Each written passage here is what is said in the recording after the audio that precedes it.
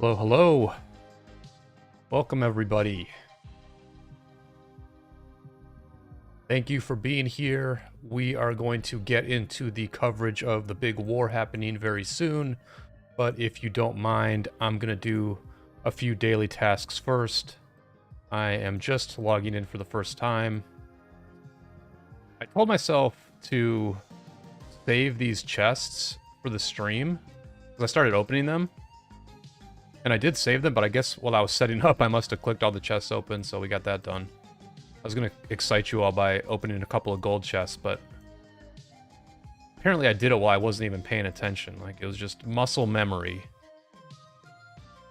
And we do got a bit of muscle memory going with this game, especially when you log in for the first time.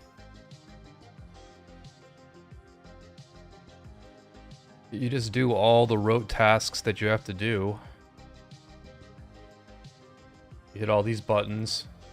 Oh, we can see who our opponent in Arc is. That's cool. We did get knocked out of Osiris League last week, and looks like we've got a very tough match here. This is good. I mean, this is good, actually. I'm glad that we have a tough matchup. I want to get another shot at it, another tough opponent, because I think we didn't play too well last week. So, yeah, we're playing an Arc team that has more KP than us and 3 more players. Pretty interesting. This should be a good match. I'm looking forward to that. We had not lost in about 6 months, so now we're like used to losing because we lost 1 in a row.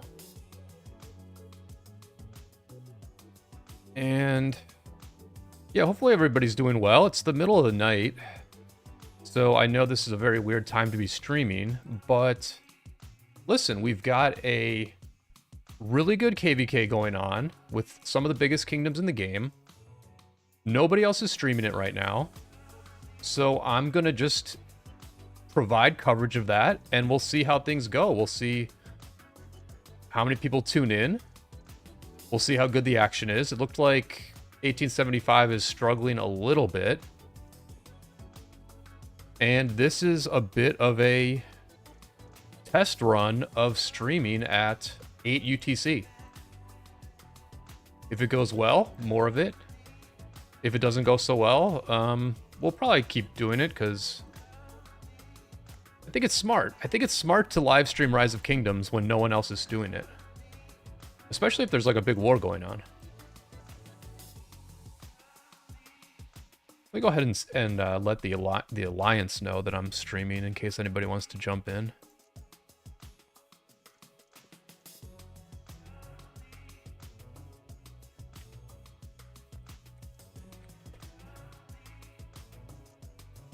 We have also got our KvK matchup very soon. Looks like maybe we're going to get the matchup in a day change. I'm not sure. I'm not sure. These words are always weird. Pre-matchmaking phase. So we're in the pre-matchmaking phase now. Does that mean that we're in the matchmaking phase next? Or do we get the actual matchup next? I'm not actually sure. But we registered for Tides. We registered for Tides of War. And we're going to find out what our matchup is soon. I think it's going to be like a really good KvK, actually. Doesn't look like there's necessarily too many kingdoms that are like a lot bigger than us. But we're not that big or that strong either, so it should be just like a good matchup one way or another. Decent chance we're going to be the underdogs in the matchup. We'll see, though. Patrick, how's it going? Patrick's giving me some chords. I will check those chords out in 1 second. Let me just send my gatherers out and stuff. It looks like there's like a brand new gold pit, so perfect timing. And look, I can do some officer stuff right away. Looks like Honeybee just set this up, but Honeybee sometimes forgets to change the number of troops. So there we go, 70,000 troops, and we'll get that thing filled up.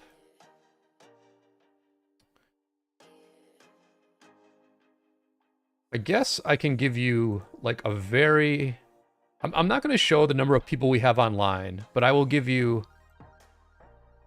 You know, I'm going to give you a peek of our activity at this hour. Because I'm pretty proud of it, actually. So let's see. 2 minutes ago, Cavs put up the gold pit. 2 minutes ago. He put it up 2 minutes ago. We've already got 1, 2, 3, 4, 5, 6, 7, 8. We've already got 8 people filling this thing up. So we have done a nice recruitment recently, and we've got we did get a number of Asian players in our recruiting spree, which I'm feeling pretty good about because I play at these hours a lot. But I think that's everything. I mean, what else can I do? I did all the armament stuff. Let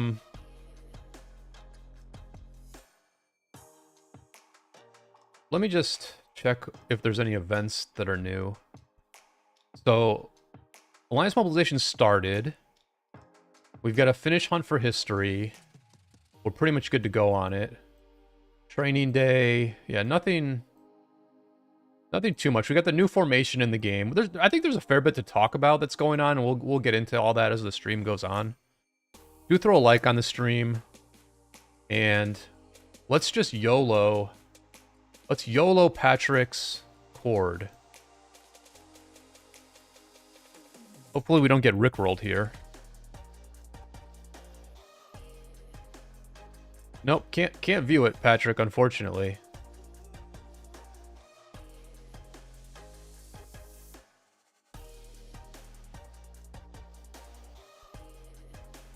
We've actually got a couple of KvKs going on. We've got this big one between 1875 and 2489, but then we've also got Lambo's KvK 1029. They're playing against 1316.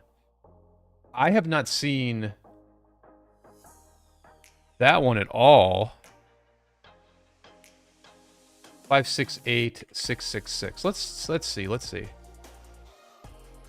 Well, okay, so there's Jack in 489. This is Jack's account in 489. Let's view this from 1489 is winning, so let's view this from 1489's perspective.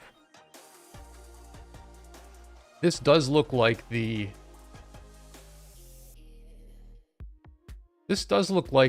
area of the map where a lot of action is because, you know, obviously we've got Jack here on the front lines for 2489.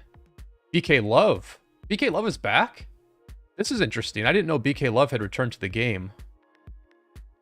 BK Love is the former Osiris League shot caller for 49's main team. So, and he had retired after they lost to 1960 in the Osiris League finals last year. So BK Love either is back in the game or just the account is back in the game. Mohammed says, where Fuh and Arvix go? I think Fuh's still playing. I'm not really sure. And I know Arvix is still playing, so I'm sure Arvix is here somewhere. There's Terrorist Squad, who I played with like against a long time ago. Yeah, there's Terrorist Squad. We played this guy a long time ago in a pretty intense Heroic Anthem. I think this is Heroic Anthem also. That's the thing that blew my mind earlier, checking this out, was that they're playing Heroic Anthem. But let me do this. Let me try and pull up.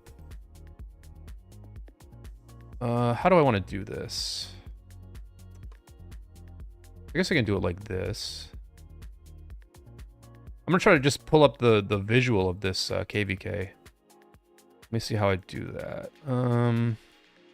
Image, maybe?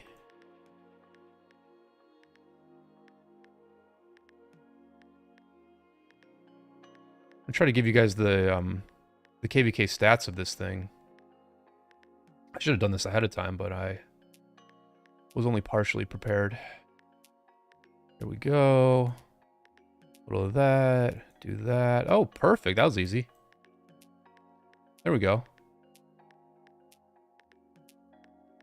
Well, here, let me show it to you guys real quick, big. So we just have a lay of the land here. We've got... Let me not block my face. This is going to be top versus bottom. This KvK is top versus bottom. Obviously, 1875's camp has a lot of KP, 2.8 trillion. Their allies actually have 2 trillion KP, but I feel like their allies have been a little bit lackluster so far. I mean, you can just kind of see it here, where Wind Camp, which is 1489's camp, and 1824, they have really done a number on 2774 here. It's been a struggle for Earth Camp this whole time. 698K, we were allies with them in our last KvK. They were like, honestly, a little bit overrated. Like they were good, but they did some dumb stuff. They actually, oh, this is funny. 1698 in our last KvK, which was a King of All Britain, so very similar to Heroic Anthem. When 1698 went into Kingsland, we gave them a build plan. They built like half a flag with Skillful Craftsman on, and then they cast another alliance skill. They cast like Books and Battles to cancel Skillful Craftsman. And what I heard yesterday was that there was another Skillful Craftsman error in one of these camps, and I have to imagine it was the Earth camp. So I don't know if 1698 screwed up. I don't know if they screwed up Skillful Craftsman again or if it was somebody else, but obviously Earth camp is struggling pretty hard here. They rebuilt, right? So, you know, they were pushed back to the pass here on the right, and then they built this fort here, this C-74 fort here. So they still have territory in KL. They still have territory in KL. Here's like 1824 and 1489 pressuring them. It looks like a lot of this territory will get collapsed, but they're back over here. Earth Camp is back over here, but they're burning. I mean, they're just burning everywhere. You know, stuff like this is key. Like, they just got to be able to slow things down. They've got to take a lot of attention from Wind Camp while 1875 tries to push back water down here. This is Asian uptime right now. 1875 is mostly an Asian kingdom. Dutone, what's going on? Yeah, Dutone confirms it was Earth Camp. Yeah, I don't know if it was the same alliance that did it last time, but it was one of them. If it was 1698 and they screwed up Skillful Craftsman 2 KvKs in a row, that's egregious, man. That is egregious. But this is, I mean, this is the war right here. This is the war. Is 1875. Very strong kingdom. They've got the most KP. I'll show you the stats in a little bit. They've got to just beat so many people. They have to beat so many people here. You can see that they are progressing. They're building a flag. This flag's being done in 11 minutes. They're pushing into 1393 here, which is an Asian kingdom. 1393 is Asian. Their campmates are American and European. So this looks like a time period where 1875 has the advantage over here. They have the advantage over here. And maybe you could say that they're collapsing Water Camp a little bit, but their allies are getting collapsed way fast. Well, their allies are getting collapsed faster, but not... I mean, you look at it now, like... I mean, listen, 2489 has the edge. There's no doubt about it. They've got more of the map. They have the edge. But part of what's going to be decided here is like who gives up first? Who gives up first? Like 1875 is strong enough that they just might go for days and days and days, right? They just might go for days and days with these kind of numbers. And maybe they beat water first and then they switch to wind. I mean, it's hard to say. It's not over. This thing is not over. But I would say 1489 has the advantage for sure. Oh, the map is open. My bad, guys. Thank you. Gosh dang, man. I just cannot... I cannot have a stream that goes flawlessly, can I? Thank you, guys. I finally figured out what you guys were saying. Holy smokes. And by the way, Popo, how's it going? Good to see you here. Popo probably knows more about 1875 than I do. Big Middle East presence here. Big Arab presence in 1875. Matt Achilles with the account here. Let's quickly take a look at the officers in 1875. Obviously, Abu Hind is the longtime king of 1875. Not a lot of officers right now. They're keeping they're a little light here, but you only need a few. You only need a few.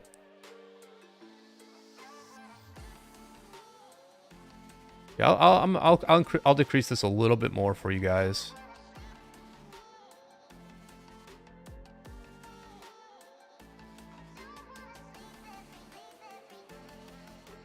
Throw a like on the stream, everybody. We're picking up numbers real quick, which is great. It looks like the experiment is already a success. Already. So that's cool. Thank you all for being here, and we will definitely give you guys some live coverage of this thing. Yeah, let me just... I'm going to share this out to one other person.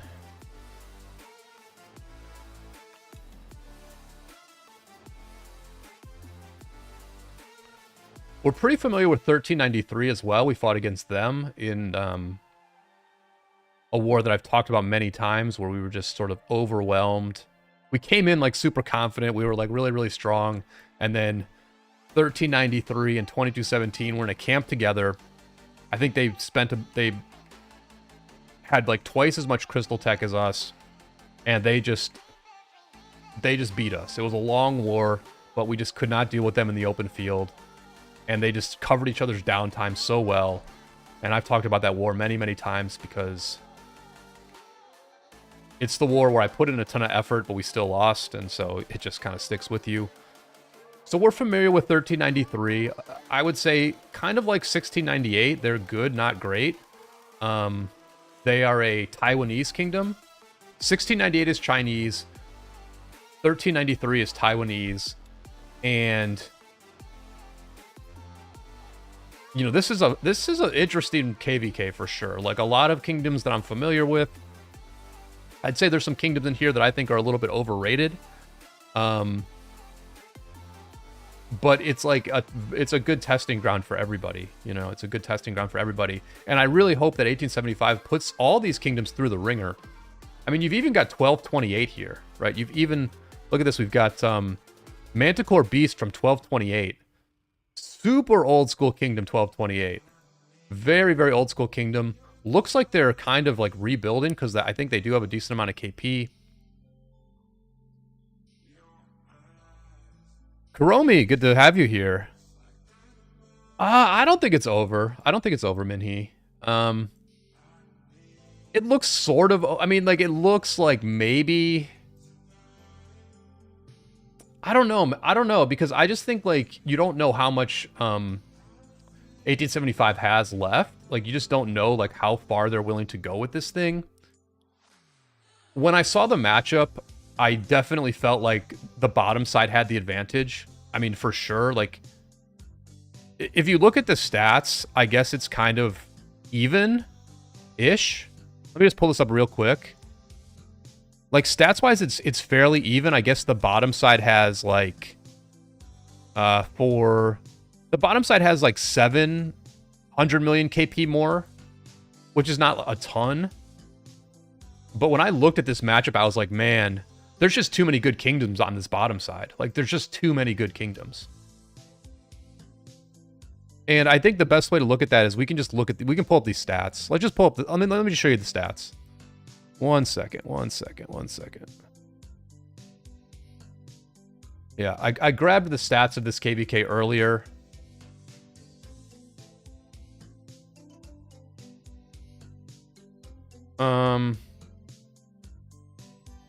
This is on HeroScroll.com. Actually, I don't know if you guys...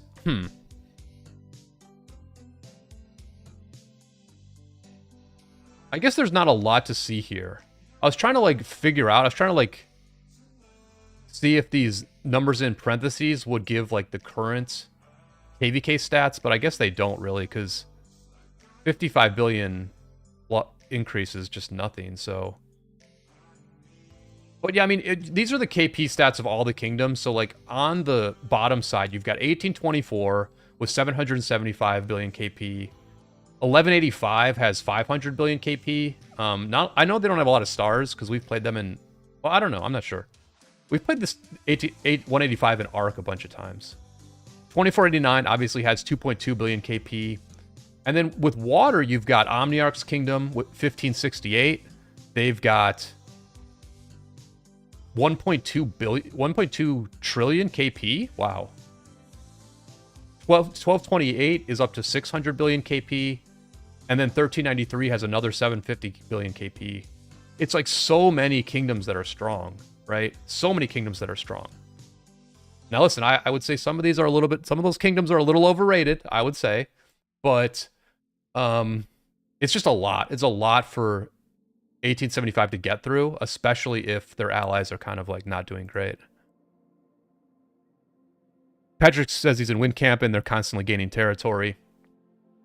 Yeah, I mean, listen, it might be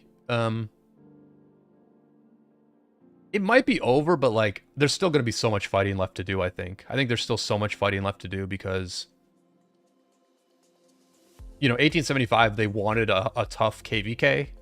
They wanted to use a lot of their speed ups. They wanted to get a lot of good fighting. I don't know who set this matchup, but they certainly got a tough fight here. So I think it's going to go on for a while. That's my feel.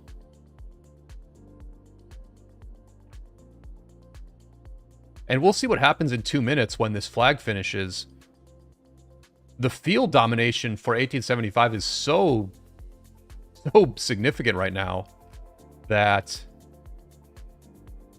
they're probably going to burn these flags pretty easily.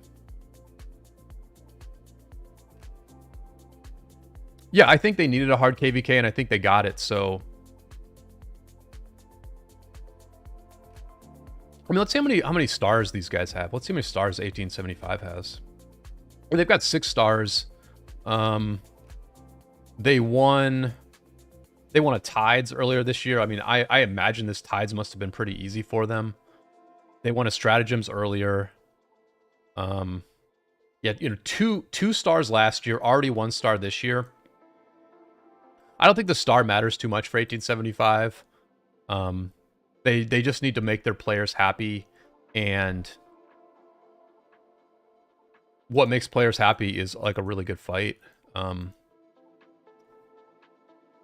Yeah, sometimes players really want the win and sometimes they don't. I think leadership tends to care about the win more than the players. But certainly, certainly there are some players and some player groups that will like leave if you don't win, so it's a balancing act. Hitori, welcome to the stream. Yeah, Hitori's from a jumper group called Eternal Risen. I'll be talking about that a little bit later on in the stream. They're going to be jumping on April 15th. So if you are looking to start fresh in Rise of Kingdoms, that's going to be a pretty good opportunity for you. Their Discord link is in the channel description, and I will sort of go over a bit more about their group later on in the broadcast. This is pretty impressive open field domination by 1875. 1393 is no slouch. These guys are no slouch in the open field. They have certainly beaten me in the open field a number of times. Tingbeth was pretty memorable. I think... how do I want to say this? There's some players in 1393 who do a lot of stuff. Look at, are they just swarming? They're just going to swarm this down. It looks like it's a Charles YSS in this garrison. So an okay amount of anti-swarm here. You can see that Just Cuz is definitely tanking. Finally breaks off. Let's see how painful this swarm here is. It looks relatively painful. This looks relatively painful, actually. Charles YSS holding up better than you would ever expect.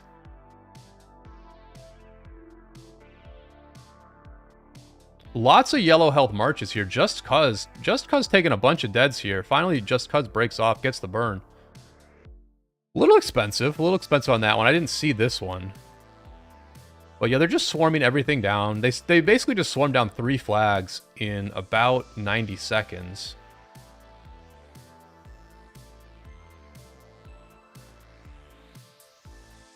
And they're getting some open field action at the same time. Water Camp trying to make a stand here, but you know, a lot of different agendas here in Water Camp. 3 different kingdoms, all with strong points of view. And it trickles down, right? If the leadership has a strong point of view and their own incentives, oftentimes the players do as well. So these different alliances here kind of wanted to make a stand here, but everybody's just retreating now. They didn't really make a stand. A few of them, the people who did make a stand got punished the most. The people who played their own book got away pretty well. But I mean, you've got IF-28. Listen, IF-28's been around for a very, very long time. King Poppy Hale running the show here for a long, long time.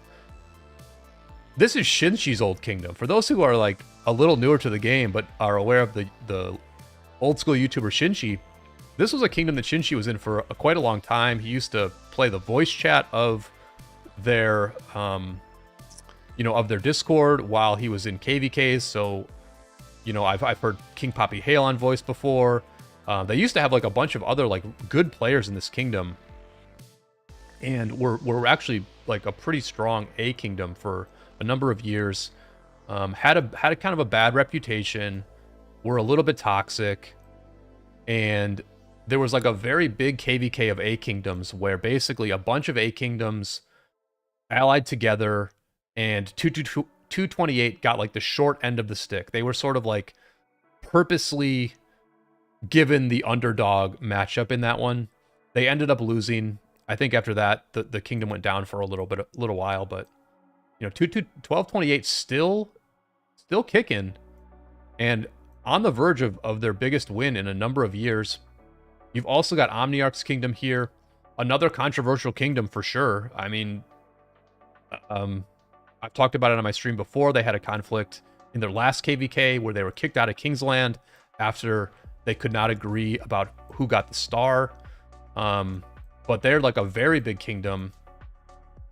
In many ways, 1568 is probably one of the bigger English-speaking kingdoms at this point. 6 stars, Kingdom 1568. You know, a couple of Heroic Anthem wins last year. I think they beat 1079 last year.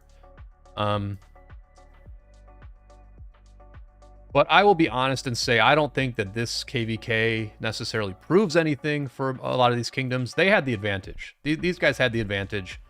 They're fighting against really one kingdom, 1875.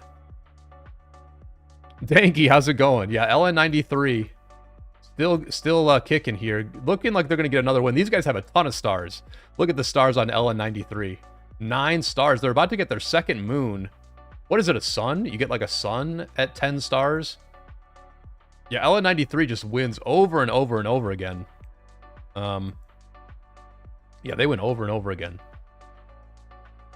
And looks like the ball... Look at this. As I'm talking, as I'm like kind of like throwing some shade on some of these kingdoms, they have cleared the 1875 ball. 1875 likely just retreated because everything's burning. Nothing to be accomplished here except a bit of a dopamine kick and a morale boost. Nice morale boost for Wind Camp here.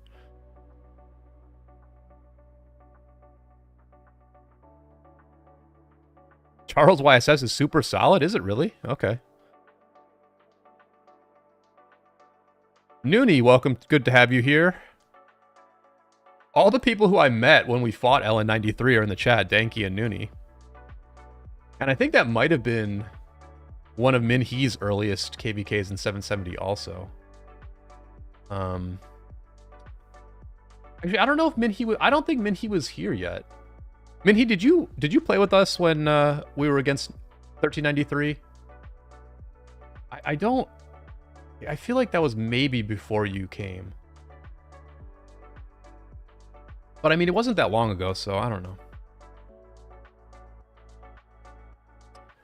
Noonie says the 393 and 49 stacked is stacked. I agree. I agree. I just think it's... I think it's just too hard, right? I think it's too hard for 1875. Check 1032. Yeah, 1032 is the campmate of... So yeah, here's 1032. Okay, good call out. Good call out, Asner. Yeah, so 1032 is progressing also here. 5-star kingdom. Looks like they're Brazilian. And so it's, you know, it's getting to be an okay hour in Brazil, I think. Actually, I don't even know what the time zone for Brazil is compared to the US. Like, let's see, what time in Brazil right now? It's 6 a.m. in Brazil. So, I mean, it's 5 a.m. on the East Coast. So, it's sort of similar to American time. Brazil is sort of similar to American time. But it'll be interesting if... This is going to actually be interesting. I'm going to just mark this flag because I just sort of want to see what like 1568 does in a situation like this. Like, this seems like a defendable situation, right? Like, the numbers for 32 are, like, not that big. So, when I see this, I'm like, well, we just put up a bit of a defense here. We poured a city here. We filled this flag. We maybe swarm the rally a little bit. And maybe we slow them down. Maybe we slow these guys down a little bit. But this flag is free burning right now. And, you know, maybe my old school ways of, like, let's just port a bunch of farms around a flag and then fill it. Maybe that stuff doesn't work anymore because Attila Subutai is so strong. Knight, how's it going? Good to see you. Knight, congrats on being a mod in the official Discord. It might be gone, but... Matterboy says 1332 on progressing shit. They haven't destroyed any flags since Kingsland opened. They've lost a lot of flags. Yeah, I'm just saying, like, they're building a flag right now and, like, burning here. But like I said, like, these numbers are not anything special. So, like, I feel like 68 can probably defend here. I mean, if they're just going to get burnt here, if they're simply going to get burnt here, although actually now this is a good little turnaround here. LN93 took the field and then got this burn on a bunch of flags, a couple of flags here. So this does seem like the spot. Let's see what time it is in Saudi Arabia right now.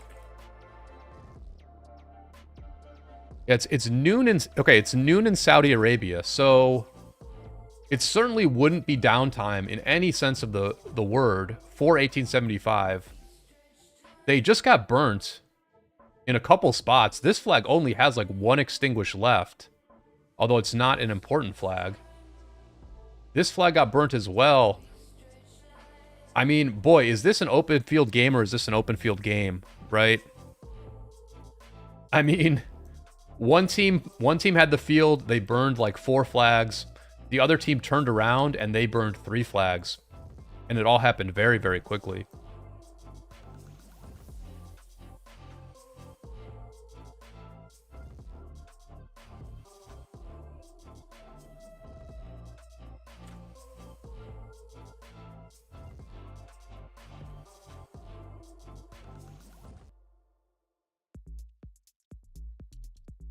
Yeah, so 1875's up here as well. This might be where their ball has shifted to. People are saying in the chat that they're fighting 489. They are indeed. They are indeed. Dude, that's a nice Saladin emoji. I have never seen that one. I need to get that. That's a sweet Saladin emoji. Holy crap. They're going in. 1875 going in here. Who's going to win? Let me know in the chat who you think's going to win. There's Pho. Somebody was asking where Pho was earlier. There's Pho.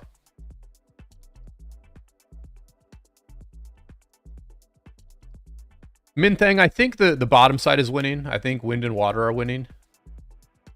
But at the moment, 1875 seems to have the most numbers in the field. Maybe? I don't know. This fight is interesting. Let's just zoom out real quick. Let's look at the dot mode. Let's look at the numbers. Numbers look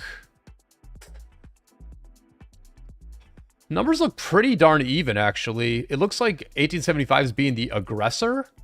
But, like, the numbers look even, and 2489 has, like, a decent amount of siege here. So if Red can just keep the fight right where it is, if they can just keep the fight right here, then at least their siege is going to eat. Maybe Oh, that's a tough teleport. That's a tough teleport out right there.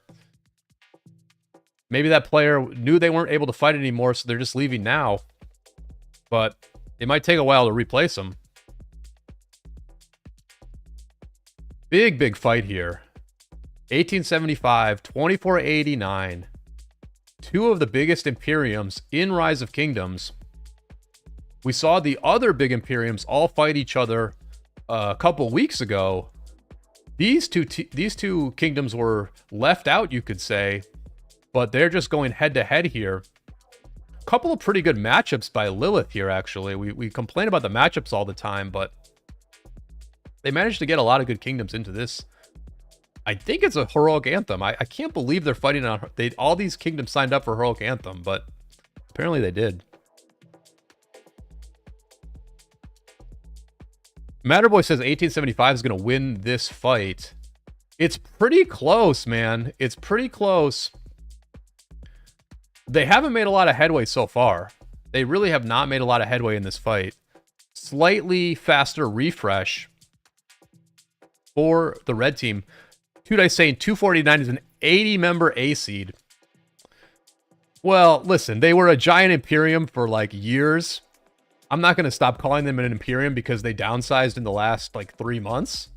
And they've got 2.2 billion KP, right? They've got 2.2 billion KP. Let me look at a few of their other numbers here. What does it show? And they have almost as many deads as 1875 as well.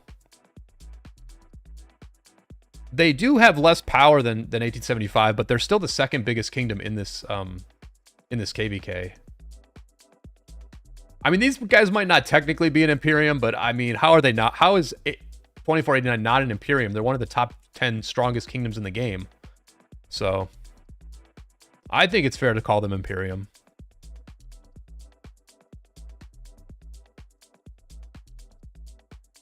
HA is definitely the most popular map, but you just don't see top kingdoms registering HA very often. Chromie says 489 will get bigger again, in my opinion. Yeah, interesting. Interesting to look at the current status of 489, right? Like, very interesting to look at their status. I mean, I'm really surprised about BK Love here on the front line. Let's see what their officers are right now. Yeah, BK Love here is with Counselor, right? The BK Love account has Counselor. Again, BK Love was their shot caller in Osiris League. He was the leader of the Korean group that came from Blackjack, the Blackjack Alliance. So BK Love being back, right? He retired. He retired like 8 months ago. Him being back is a really big deal if that's the same person, right? It could be just the account, but it's probably the person, right? If they're a counselor in the alliance, it's probably the person. 489 winning this fight. I said the numbers looked pretty even. I said they had all that siege, and they're going to clear them. At this point, it's just, you just know what's going to happen.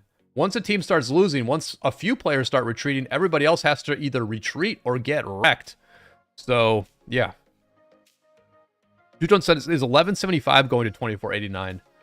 I'm not sure. I'm not sure what... I remember them saying that some of their players were going somewhere, but I don't remember where it was.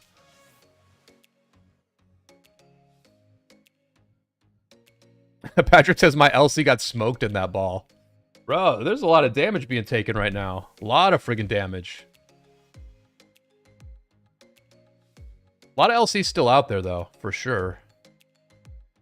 This is the kind of fight where you want, like, the Wallace Lucci, you want the Attila Philip, you want the white damage sticks that even if your march control is not amazing, because it's very hard to have great march control in a fight like this one, it's like you just want to get the good trade anyway.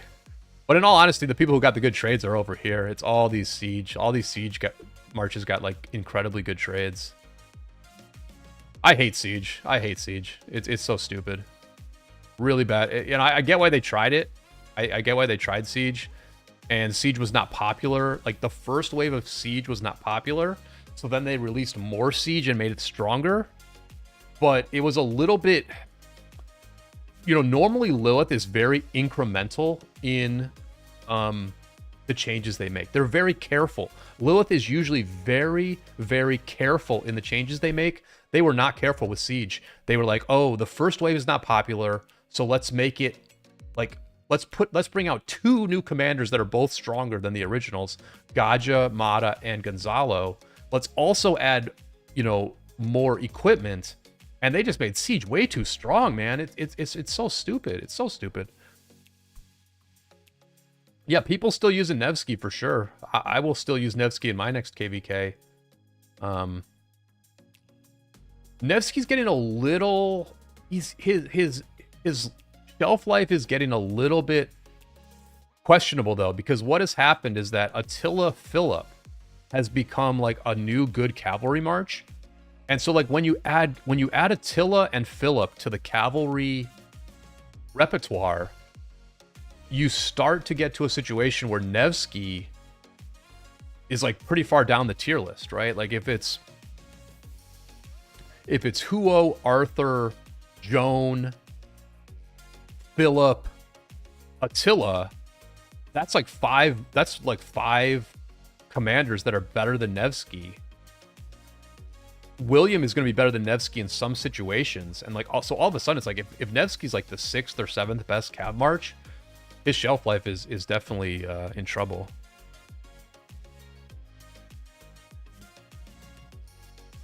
Yeah, I mean, listen, range has like, yeah, I mean, it's a defensive unit. It's good for defense. It's position, you know, the positioning of it it matters. But like,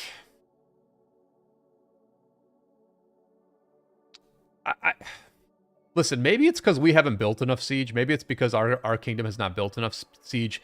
But like, it's just a stupid thing to lose to, right? It's stupid to lose to this. Why should we lose to marches that don't even move, that take no effort to use, or take very little effort to use?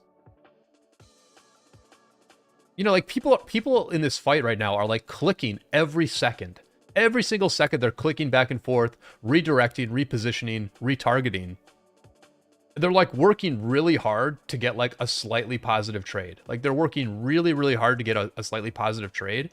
And that's like the whole game, like, or a big part of the game. Like this is a big part of the skill in the game, is just like the clicking around real quick to get like better open field trades and to work with your team. Like in a top kingdom, there's so much teamwork that's happening in these open field balls. You know, you want to be at the front of the ball, and you need teammates to be there with you and stuff. All of that is like interesting and skill based. And to just get outplayed in every fight by a bunch of siege marches is, to me, kind of stupid. Like, I get it. There's like, it allows like other types of players to have success. It's like a new element to the game. It's kind of good on defense. It's like, you know, you can build your flags to maybe factor in a river where your siege can be safe. But like, but at the same time, it's so stupid that those are the marches that trade the best in the game. It's so stupid. Ever says siege is so low effort and too rewarding for the 0 skill requirement. That's kind of what I think that's pretty much what I just said. Yeah, exactly. Ever, thanks for your comments on my last video. Appreciate it. How many seconds will it take marches to reach the siege? Well, I mean, in that last fight, you saw that they just never reached the siege. Like, there was no... And if they had tried to reach the siege, it would have been stupid to do so. I mean, listen, I think... It's not a terrible idea to make defense a little bit stronger in the game right now, because when you combine Subutai with swarming, it's a pretty offensive game at the moment. The meta is pretty offensive. So like, yeah, it's cool that range can like help with defense a little bit, but it's not really helping with defense directly. It's just like making the trade for the defensive team a little bit better in fights. Yeah, more time than it takes siege to skedaddle. That's pretty much it, right? Like, anybody who tried to walk to that siege would have just gotten melted. And even if they sort of made it there, the siege would just get up and leave. All right, so let's just take a quick look at some other parts of the map again. Let's just see what 32's doing. I know Matterboy said they weren't burning anything, but they are burning. I mean, 32's burning 68. They are making a little bit of progress right now with this tiny little ball. Listen. Listen, I get that 2268 or 1568 is like a strong kingdom and with good leadership and all that stuff. And then, you know, like they've got more KP than a kingdom I've ever been in has. But like, how do you not defend these flags against like 10 marches? Like, you know, I mean, they're not exactly mustering up much of an offense here. And like, and you're not really doing a whole lot here. You know, you're not doing a whole lot here. I mean, they might just be chilling, you know. Listen, a kingdom like 1568 at this point in a big KvK like this, feeling like now they're like pretty firmly in control and winning this thing. They might be just chilling. They might be like, hey, let's just have fun. Let's all fight together. But I don't know. I would defend these flags. And, you know. Yeah, just put a couple of players here. Here's Yellow Star clearing the ball. I mean, this guy just cleared the ball. He cleared the, you know, Siege Lord Itachi and Yellowstar just cleared their ball. So, I mean, I just think you can defend these flags. Yeah, 1568 is Omniarch's kingdom. Yep.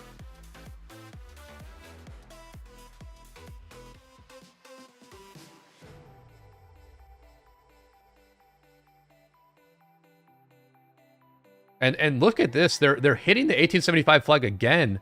This was healed. This might be the last. This thing might go down. This was not an important flag, though. But look at, actually, this swarm is, look at this. This, good punish. Good hold right there. That's what you got to do here in Kingsland. Punish the swarmers.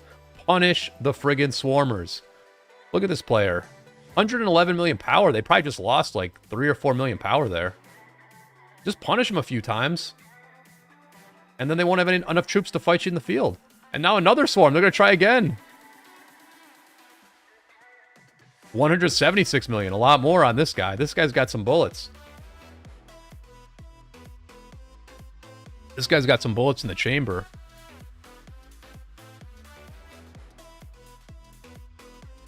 I've not heard anything about that, about recalculating DPS during KvK and change the tech and buffs accordingly. I vaguely remember... Look at this. I'll talk about that in a second. I'm just impressed by this CY. I assume it's a CY Hera here. Just keep filling this thing. Keep filling this thing. The white numbers are low. The white numbers are low on this. Look at this. They're taking like 7K, 8K white numbers. 5K. Darza here, like the last swarmer. Are they going to hold here? They're still getting swarmed. This player here is still swarming. 131 million power. LN93's got a lot of power, man. You know, LN93 is a good Kingsland kingdom. They're a good Kingsland kingdom. They've got a lot of speed ups, or no, they have a lot of resources and they have a lot of power. So they can just like swarm everything and they're not going to run out of speed ups. I can tell you right now, 1393 ain't running out of speed ups anytime soon. And I say that as someone who fought against them like a year and a half ago. But like they had so many resources a year and a half ago that they haven't run out since then.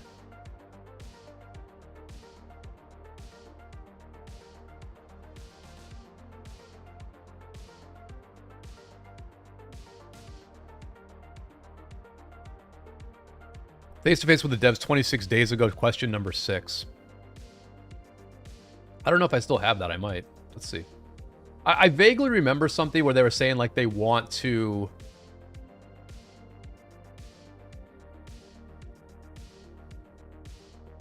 Where they want to like...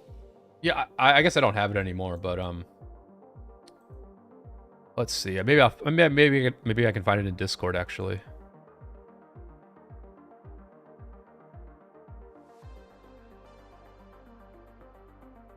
Did this? But what if I search face-to-face? Yeah, I remember them saying something about recalculating DPS.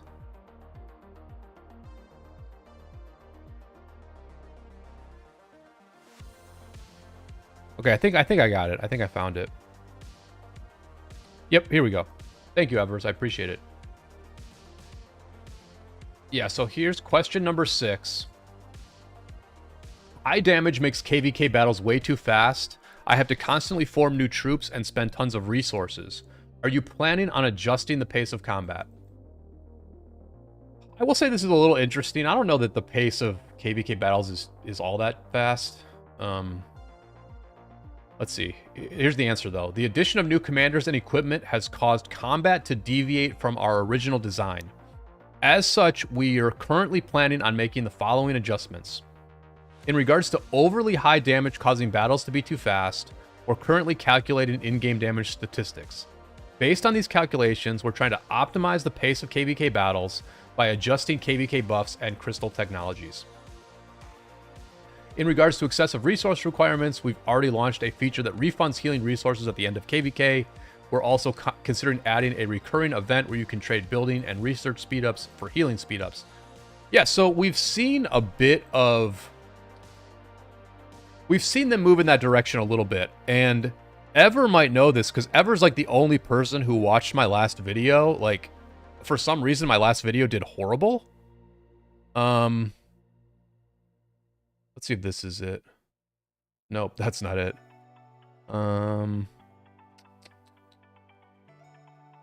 Well, basically, basically what they're doing with Crystal Tech is they're planning to reduce the number of levels on one of the Crystal Techs, like the number of, they're going to reduce the amount of attack you get in KvK by reducing one of the Crystal Techs. As part of that, then you will also have to spend less Crystal Tech to complete the tree, right? So, like, it's kind of both. Here, I can show you guys. I can find this screenshot again. I think.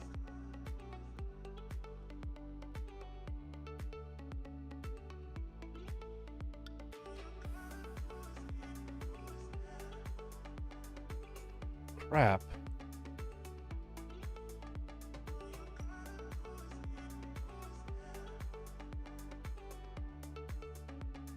Well, I know how I can do it. I know how I can do it. I can pull up my friggin' video that nobody watched.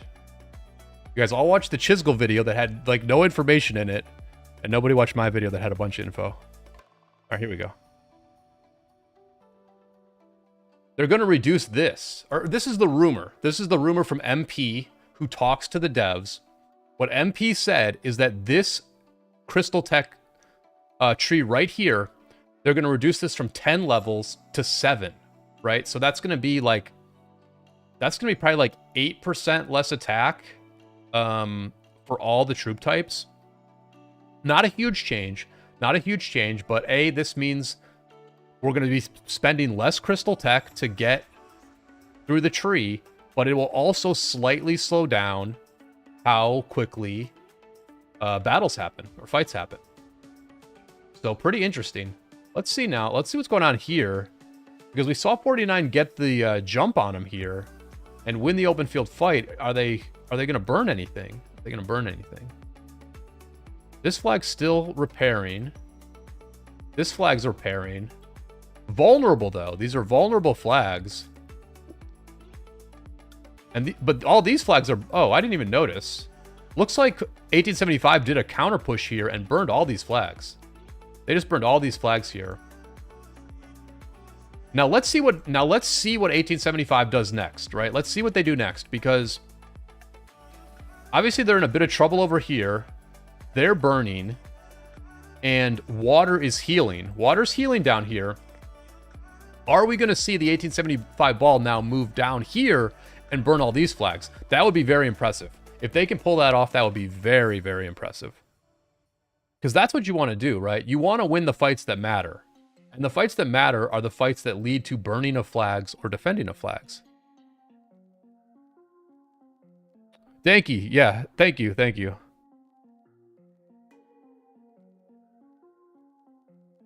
Dutone, I figured that MP was Mad Phantom, but I didn't know that. Like, I know you're like a knowledgeable, like well-connected player. So like, I assume you know that well. I assumed that MP was Mad Phantom, but I just didn't know for sure, so I haven't been saying that.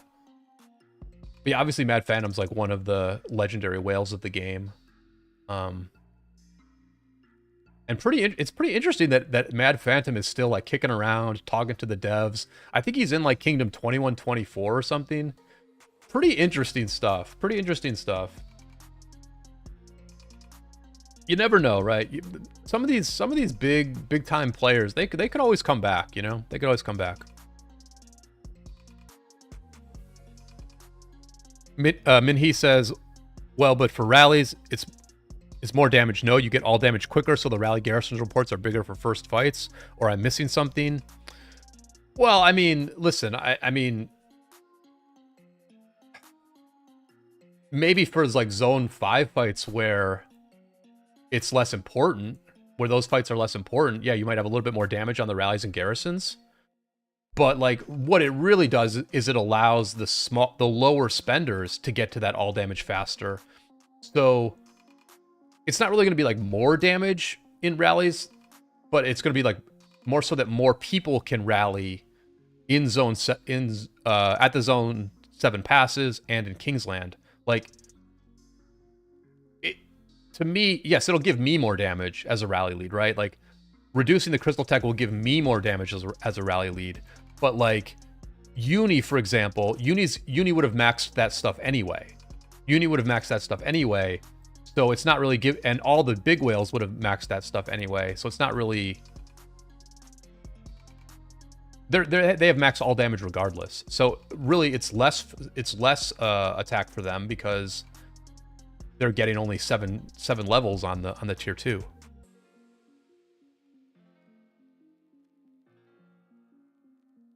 Oh, Mad Phantom is in 2114. Okay, thank you.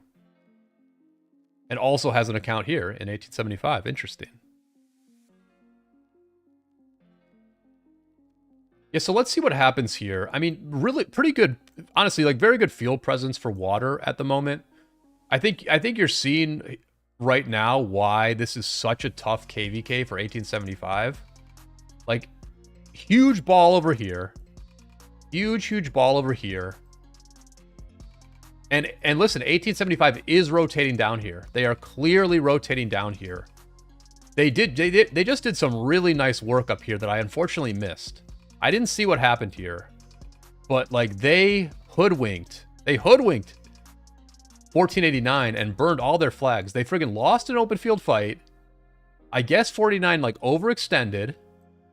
And then they turned it and burned all these flags in like when we weren't even watching. I was like reading a developer Q&A. And now 1875 is going to all rotate down here. They're all rotating down to these healing flags. I like it. I like what I'm seeing here. This is very strong. Very, very strong by 1875. But Water's got a very big ball here. Very, very big ball. They're not together though. Like, look at how spread out. They've got one ball here. Like, sure, they've got one ball here positioned very far forward. This ball is positioned very far forward when they should be on defense. These guys should be on defense. But they've got a big ball here that's out of position. And then they've got like a third of their troops fighting on this side. Right? So this is a pretty good situation for 1875 if they can just gather up and push into this ball and just clear them out. Just clear them right out. Swarm this flag. And just rotate down. We'll see how it goes, though. We'll see how it goes.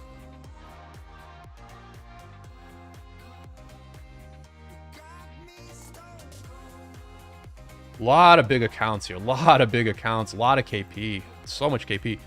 You know. This is a whale-heavy kingdom. 1393 is a very whale-heavy kingdom, right? They don't have a ton of players, but they have a lot of whale accounts. A lot of whale accounts, and the whale accounts put in a lot of work. Doodle says, yeah, big players will get an account just like Peppa did in 2377 with Shark account. Oh, did Peppa buy Shark's account? Wow.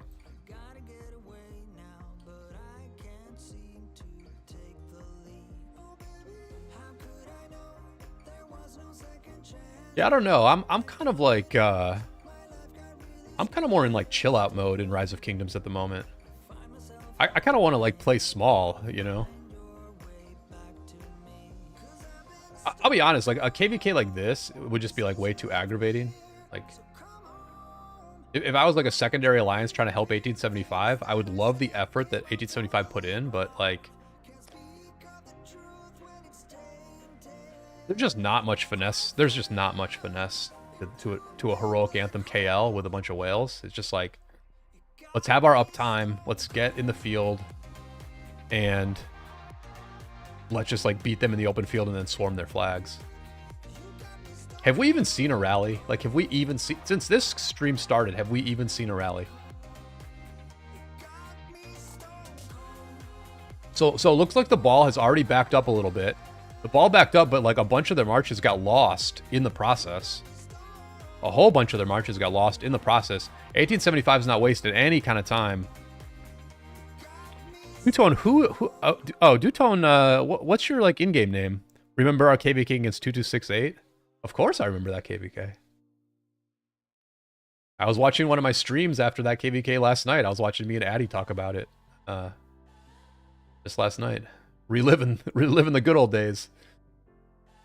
But yeah, okay, so 1875 not wasting any time, pushing in already on this split up water camp ball. Water is fighting aggressively, at least. You can see some of the lines here are very deep in the ball. They'll probably redirect when they get to the front line. Let's see the numbers. Let's zoom out a little bit and see the numbers here.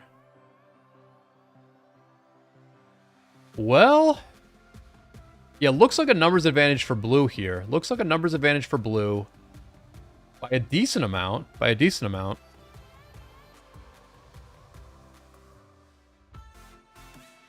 I ran out of space on my hard drive? What?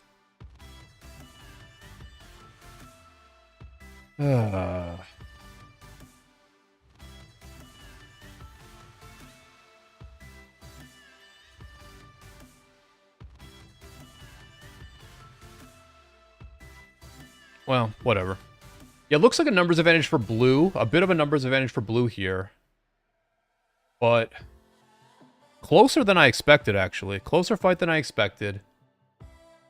1875 in blue trying to reach some of these flags that are healing. I think they're at a flag. They are at a flag. They've reached this flag here. Hera in the garrison, you can see that even though they have not even taken the field yet, they're already starting to swarm this Hera. Pushing back 1393 and allies. There's a big push. We just saw, like, a very, very big push there. A bit of an overwhelm over the course of about 30 seconds there. They were at the flag. Now they are way, way past the flag. And that is going to be a sign of a full retreat. A full retreat here by Water Camp. We did say that their ball was a little out of position and that they were not all together. It took 1875 a second. It took them to, you know, they had to take, like, a deep breath or something. Oh, you're the smart one. Okay. Cool, cool, cool. Yeah. Shout out to 2836. It's 1875 had to take a bit of a deep breath there. But once they exhaled, they just pushed them right back. They really sent them packing here. And they're probably just going to assault all of these flags. This is why I said earlier that I didn't feel like this KvK was completely over. Like, yes, it's a very uphill battle for 1875. It's an uphill battle. Look at this. Here's the rally. We do have a rally. Finally, we got a rally. Attila Subutai here assaulting this Hera YSS. You just saw the boat come out. You saw the old school YSS boat come out. There's another one. Boating up this Attila Subutai rally, but Swarm plus the best rally in the game from Error Moon here. And this flag is going to burn. Let's see if they have other rallies queued up. That'll be interesting to see. Bit of an overextend here. Blue team feeling themselves a bit. A very solid win. They're going to rotate down. Boy, it's pretty textbook these days in Rise of Kingdoms, isn't it? Pretty textbook. Everybody knows what to do. You just go from one flag to another. And the more marches you have, the better you are at it. So the name of the game is gather up a big army, keep that army motivated, point them in the right direction, and let them do their thing. And that is what 1875 is doing at the moment. They have control of they are controlling things. Wherever they go, they get burns. And they're essentially burning the stuff that is healing. And here comes another rally. Another Attila Subutai rally from Waza. So yeah, they're going to get all these flags burnt in quick succession here. Pretty interesting stuff. This is uptime. This is definitely uptime for 1875. It's a Saturday afternoon in the Middle East. Another Charles Garrison. Very interesting. People saying Charles YSS is a thing. Very interesting. Better than Gorgo? Like, is this a better garrison than Gorgo? Hera? It's hard to imagine. Hard to imagine. I mean, a rally would just rip this thing, right? I mean, I just have to imagine a rally would just destroy this thing. Although, you know what? This rally's going down a decent amount. You know, it's down to half health. Obviously, the Charles is on its last legs here. I'm surprised that this is the garrison. Is this really better than Gorgo Hera? That just seems wild to me. That seems wild, man. Garrison popped. Garrison gets popped. That's going to be a real good trade. Real good trade. And now here's another rally. Here's the Archer rally here on this Charles. Let's see if it's another Charles YSS. Yep, there's the boat. Another Charles YSS here. We'll have to test this out. I'll have to test this out in my next KvK. But man, what's up with... Where's the Gorgos? Where's the Gorgos?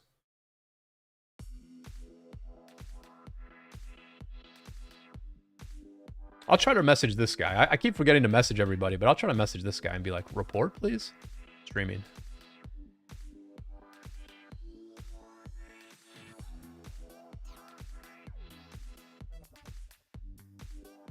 So a bit of a hold here for LN93. They're definitely feeling this thing a bit. They're definitely feeling this thing a bit. Jep says it's only for anti-swarm. That's what I would think. I would think all these garrisons that we've seen in the last minute are only for anti-swarm. Which is why it's good that they... just rallied the friggin' thing. I know what the player... Oh, here's the player. Okay, let me just ask.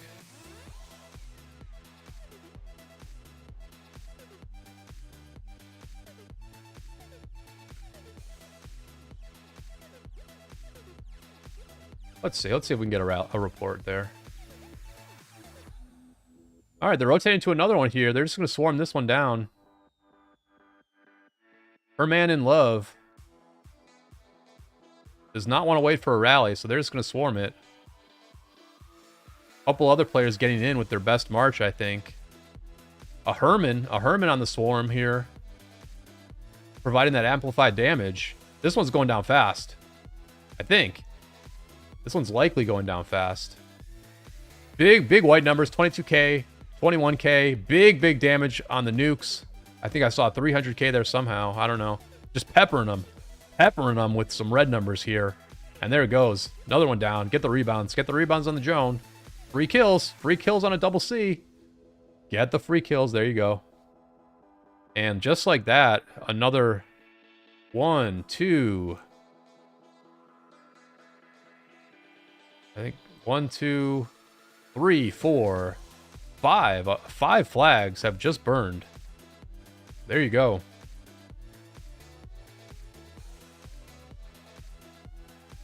Piltong uses that. Interesting. Well, I saw Piltong using... I saw him using Hera YSS.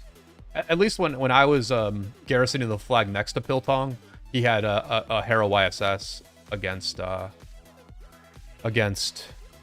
2377. Khalid, thank you again for the dono. I appreciate all the donos from Khalid, one of my most loyal supporters. Thank you so much. Are you in this one, Khalid?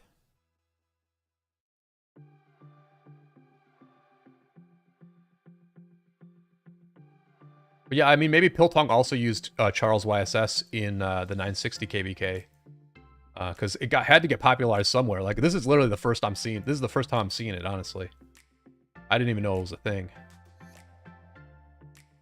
I thought back in the day it was like Charles Hera, right? Like, isn't that what 1V did back in the day? They ran like Charles Hera against their war versus 960. I just wonder why the YSS is better than the Hera. Because, like, they both have anti-swarm. But I think maybe YSS has direct counterattack damage, whereas Hera's anti-swarm is more just in his shielding and his AoE damage. I think that's probably what it is. Oh, Khaled's in 1093. Gotcha. Well, congrats on the win, Khaled. Minty says Piltong has always been doing CMYSS. Yeah.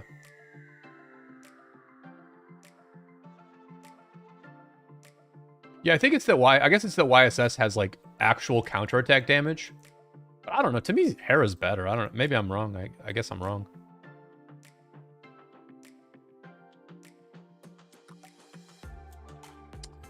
You know, we did some crazy.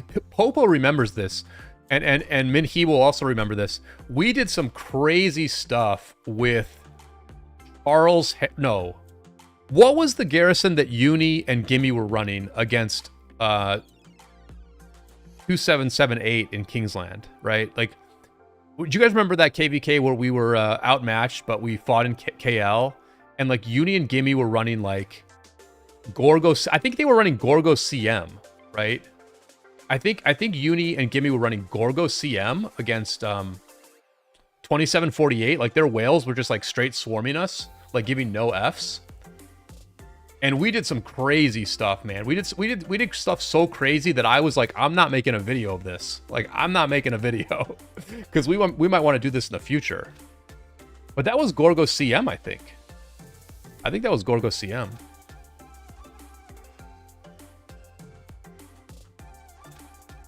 Like, I don't know, man. It's hard for me to imagine that CM YSS is better than Gorgo CM. Like, I don't know, man.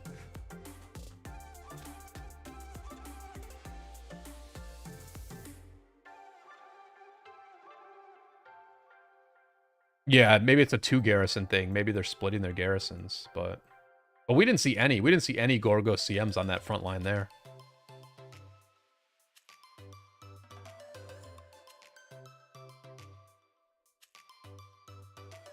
I mean, if CMYSS is so good against Anti-Swarm, why don't we see that in Osiris League? Yeah, let's take a look at the 89 side. I mean, obviously Earth Camp is pretty much just like straight free burning over here. Shout out to Vasco Hulk, another former enemy of mine. I mean, I think here's the spot, right? Like, this is the spot. They have to defend here. Earth Camp has to like put in some work here. You can see that their ball, here's their ball. Here's the Earth Camp ball, like pretty substantial ball here.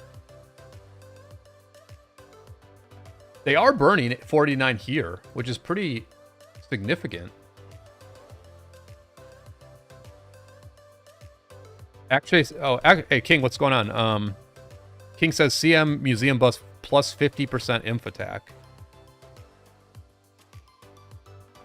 Yeah. Yeah, it's pretty interesting. It's definitely interesting. Something I need to think about more. Yeah, Gorgo Charles needs like full inf, and whereas like CMYSS can do mixed. I think that's a lot of it. What I see with a lot of these kingdoms is they just really favor throwing anything in. Like, they really favor those mixed garrisons. And I cannot say that we've ever done that.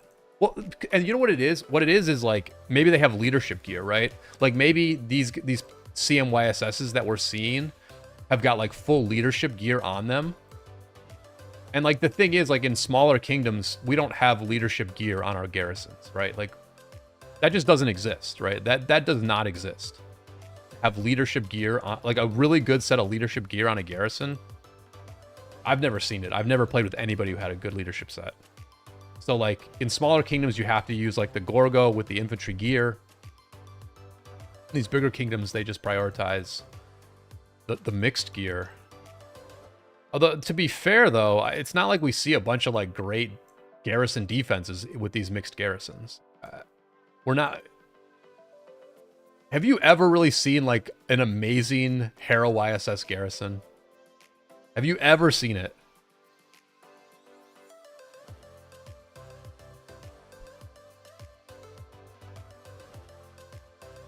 So, like, Earth's got a ball here. They do have a ball. At least they're forming up pretty deep in their territory. They're burning here. This is a very important flag. And they're burning over here as well. I mean, they're doing what they can. I guess Earth is doing what they can, but...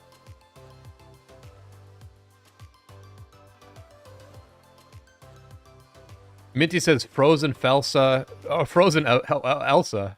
My former teammate Elsa has OP mixed garrison reports. Okay, well, there you go. And Double R says, yes, we used it in our OL. Yeah, well, you know, it'll be interesting to see. It'll be interesting to see what teams use this year. I mean, obviously, in Osiris League last year, there was a lot of Harrow YSS. Like, there definitely was a lot of Harrow YSS last year. But there was a lot of Gorgo in Osiris League and Grand Prix last year, too. There was a lot of Gorgo. We'll see. We'll see what's going on in Osiris League this year.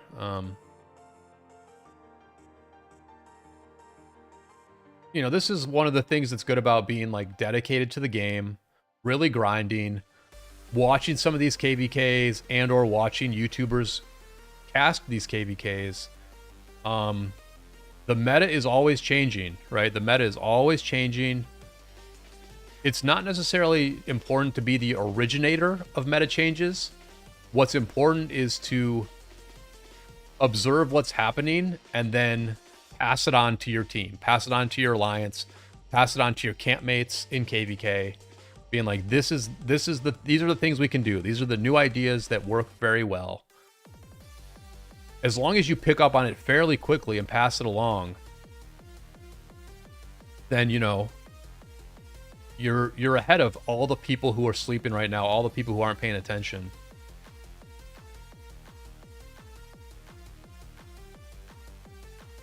Look at this. Here's a Gorgo in the field.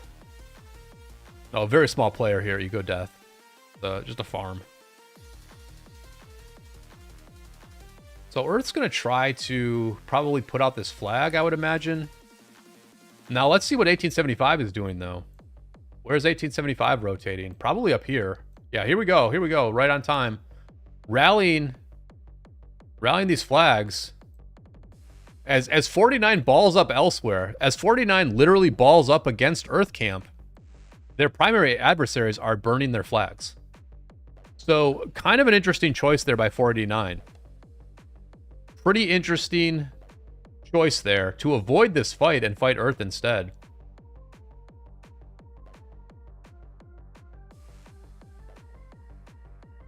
As much as people were saying this KvK might be over, I mean, you've got to take note. You've got to take notice of how much work 1875 is putting in right now. They're putting in a lot of work, man. They're burning this front over and over again, and they are burning this front down here over and over again. Like, they're burning both. Are they burning? They have to be burning over here. Of course they must be. Or not, maybe. Okay, so this flag's healing. 32. Yeah, they need a little bit from 32. 32 is going to play a key role over the next few hours. They are playing a key role because they've got to burn. They've got to burn these guys, and they are burning here. They are burning these flags here. This is so important. This is so important for 32. If I'm 568, I am redirecting resources over here to hold this front. 100%. You get so much value. You get so much value to send some people over here and hold these flags. Look, they're just going to swarm the Eleanor. They're not even waiting. This is a good call. You know, don't give 1568 a chance to listen to me. Just swarm the flag down right now. Good stuff from 32, honestly.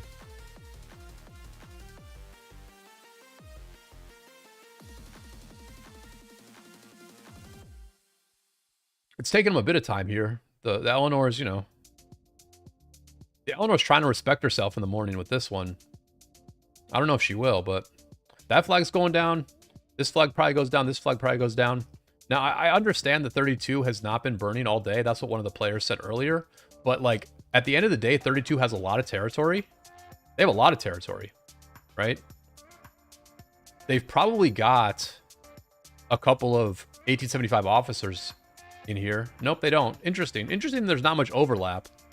If I'm 1875, I'm overlapping a bit with 32BR. I'm helping them out a little bit. Because, like, obviously here they're going to get burned. This is where 1568 is. This is the choice they've made. Not a terrible choice. Is to burn them. They're burning them in the middle, and they're letting themselves get burnt on the sides. You know. This territory is not amazing. This territory is not amazing.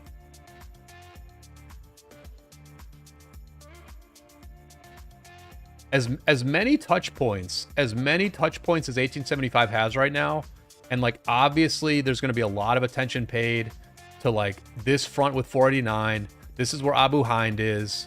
Actually, I don't even know if this is main account. This might be an alt. This might be an alt account for Abu Hind, but obviously a lot of attention going to get paid here. Somebody hitting the city. Ouch. Ouch. Wait, how is that city getting hit? Is this off? Oh, this is... Okay, there's a different alliance. I guess. Yeah, the different alliance here. Somebody just got hurt by this city, but... A lot of attention being paid to this front here, for sure. But... This one is pretty important, man. This one's a very important front, just in terms of like how much progress can 1875 make towards this pass before 1568 and 1228 wake up.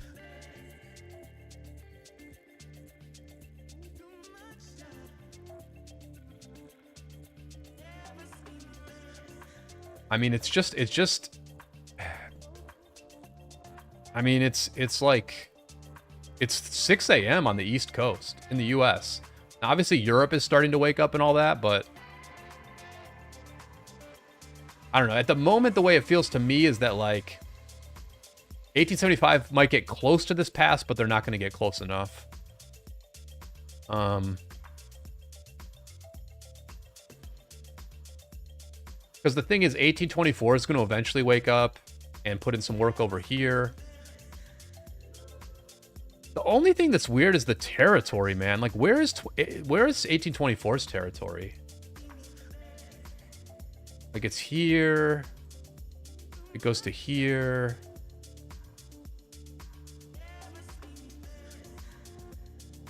This is all 1824 territory, I assume. Nope, this is at 14. I just don't get where 1824's territory is. Okay, so there's 1824. They're blocked off here. They're blocked off here.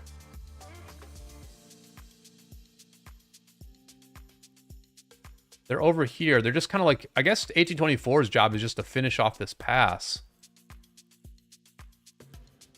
And then I guess they can rotate over, like, in the north?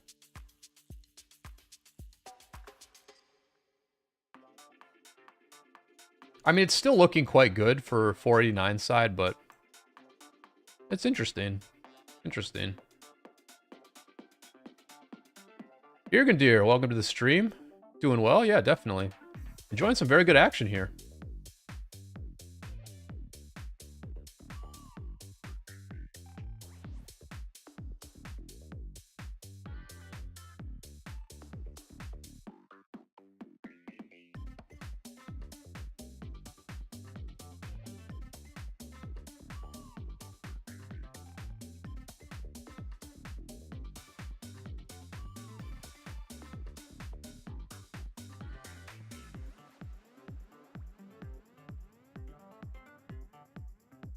Let's just scroll out real quick and see who's got the best stats here. Like, who should we be looking for?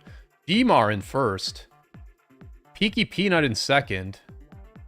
I think Peaky Peanut's a Vietnamese player. I think they're from 1818. A lot of names that are maybe a little bit less familiar to players.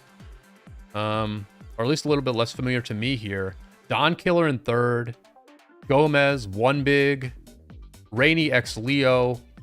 Even PQ Art is not a name from LN93 that I remember.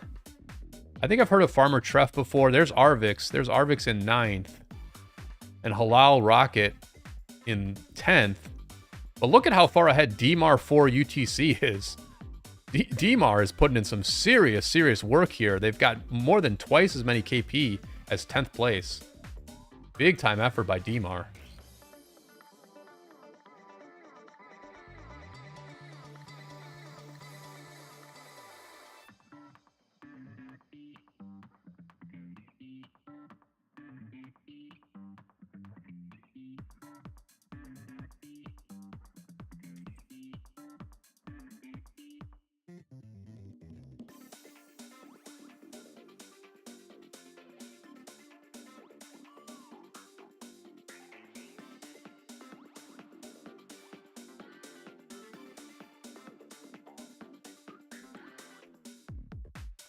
Oh, is Peaky the King in 2975 now? I thought it was that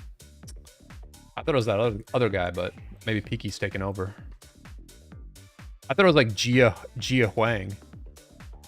Jürgen just says I heard 2975 disbanding and going to 2489.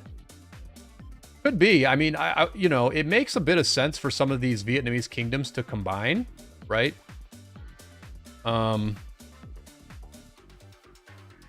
It's an interesting situation that we are in right now, isn't it?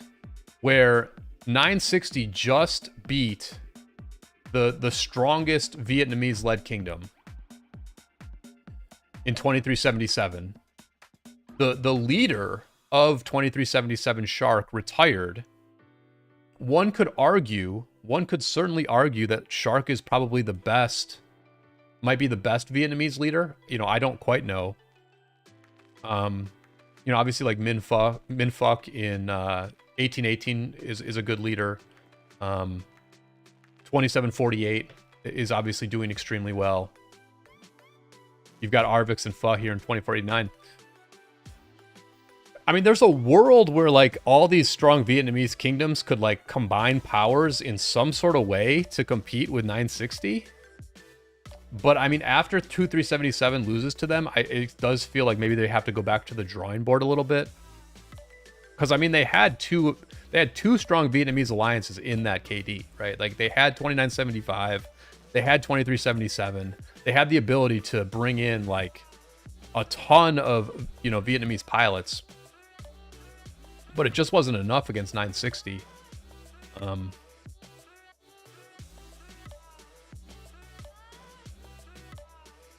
But it would be interesting if they reform 489 and if like maybe BK Love is back and brings a Korean element to this thing. But I don't know. I mean, at 489 right now, I mean, they're getting burnt by 1875 in a lot of places, right? Like they have the better team. Like 49 for sure has the better team in this KvK. And 1875 is burning them in a lot of places. Now, to be fair, right now, 1875 is also burning. Like, everybody's burning right now, but... Let's try to figure out where this 1875 ball is. If they're not here, then they must be down here. Yep, here they are. Here they are. These flags just got healed. It looks like these flags must have just healed. As I said a few minutes ago, this flag is so important. This is a very, very important flag. So, 1875 is going to let some of this burn up here against 489. They might even give up some of these flags. I don't know. They might have to give up a few of these flags. I think they probably do. They probably do have to give up a few of these flags, but they're just going to make sure they get the burn down here. They really want to lean on water camp here. And I think that's probably a good call. I think this is probably a good call. I think the win condition for 1875 has to be... Well, it's interesting, right? Let's think about this. Tell me what you all think in chat about this one, because what I'm thinking is, yes, it's probably easier to push water camp out. And yes, it does seem true that 489 is not necessarily applying like a ton of pressure. Like they're not burning 1875 so hard that like they have to be dealt with. But the thing is, if you try to take out 489 first, if you're at 1875 and you try to take out 489 first, then what you're doing is you're also helping Earth Camp. You're helping Earth Camp stay in the fight, right? Like if your ball is up here and you're burning some of this stuff, and maybe you rotate, like instead of rotating south, maybe you rotate north and get this flag to hold, right? Maybe you rotate north and get this flag to hold. That's the other option. That's the other option, is to fight in the north, because that allows you to help Earth Camp. What they're choosing to do instead, what they're choosing to prioritize instead, is they're choosing to try and knock Water Camp out, right? And, you know, I see both arguments. What's good about what they're doing is that it's simpler, right? This is the simpler strategy because they don't have to work with anybody else. They're just working with themselves. And they can maybe help their campmates a little bit. They can help 32BR a little bit. So it's a lot simpler. It's hard to work with a whole other camp and try to like help them defend a flag, because it might just not even work. You might win the field, but like not accomplish anything. So they're doing the simpler thing here, which I agree with ultimately. I ultimately agree with what they're doing. But it's a trade-off. It's a trade-off, right? Because what they're trading off right now is the fact that Earth Camp is probably going to get knocked out of Kingsland. Like Earth Camp is probably going to be knocked out here over the next 24 hours.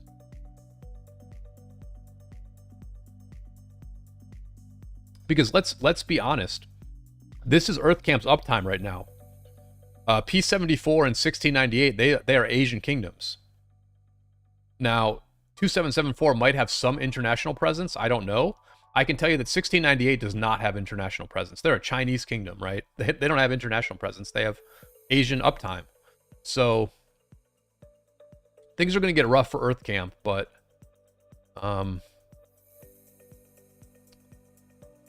you know, 1875 is coming down here.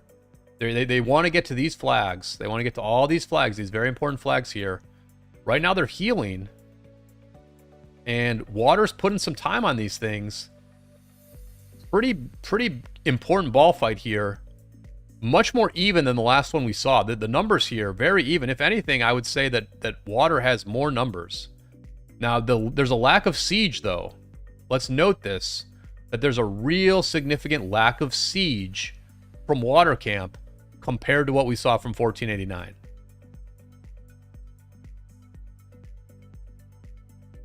Yeah, simpler's probably better. Well, you were just joined, but what you missed, I think you missed some really effective play from 1875, because about 30 minutes ago, what 1875 was doing was they were down here, they burned here, then they rotated north, burned 1489 in the north, and then they just came right back down here and burned it again. It was very, very effective. This one is a little bit different, where I think they're letting their own flags burn up north to make sure that they get the job done here. And they're starting to lean on them already, as much as the numbers were even, as much as the numbers looked pretty even, 1875 is already leaning on these guys. Look at these retreating marches. What is Siege Lord Itachi doing, man? Like full health, just chilling. Like, this is the problem, man. These guys are just retreating so fast here. Like, this was a pretty good fight. They're still holding up a little bit, but the middle of this ball is just collapsing. Itachi getting in there now, but I mean, look at this. Look at these marches. Like, they're so far back. They're just not doing anything. you know, we've gone to a dancier meta, but there's still aggression still matters, right? Aggression still matters. I mean, this is KL, man. This is a pretty key moment here. I gotta tell you, man. I gotta tell you, you just gotta go in here. You gotta go in. You gotta take a bad trade here. Like a minute ago, when this fight was still up for grabs, like you just gotta go in hard, man. You just gotta go in so hard. Like, who are these marches that are just... Oh, this is a siege, so that's fair. But like these marches that are walking away instead of sad facing, this is a fight right here where you sad face. This is just an obvious sad face fight. This is a slam dunk, obvious sad face fight. It's a sad face fight, and you've literally got like 30 marches that are walking away. You know, you got 30 marches that are walking away. And now these flags are gonna get burnt. Look, listen, man. If they had kept this fight up, look, this is just bad. This is bad, right? Because this is like, they had good numbers here, and so like at least you make this fight hard enough or close enough where like they can't just swarm all these flags down. Now, granted, I'm sure they've got a rally pinned here, but like, you know, you just contest it. Like, you just contest it a little bit. Look, they probably would have lost. And I over prioritize losing fights like this. I really do. Like, I throw my team into like really bad trades in situations like this, like too often. But like, I just think that fight was close enough where like if everyone had been aggro, maybe there's not enough enemy marches left at this point to swarm these flags down. But it's hard to say. I mean, it was a pretty dominant victory, so like fair enough. I mean, I guess maybe it's just such a dominating victory that you have to retreat. It's more about the process, though.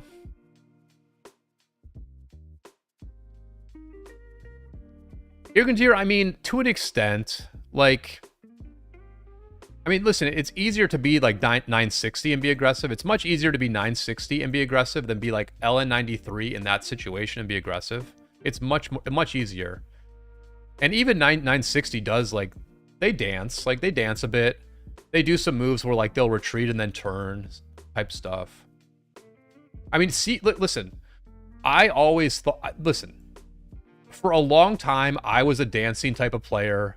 I had my team be dancy because we're just not like, you know, a whale heavy kingdom.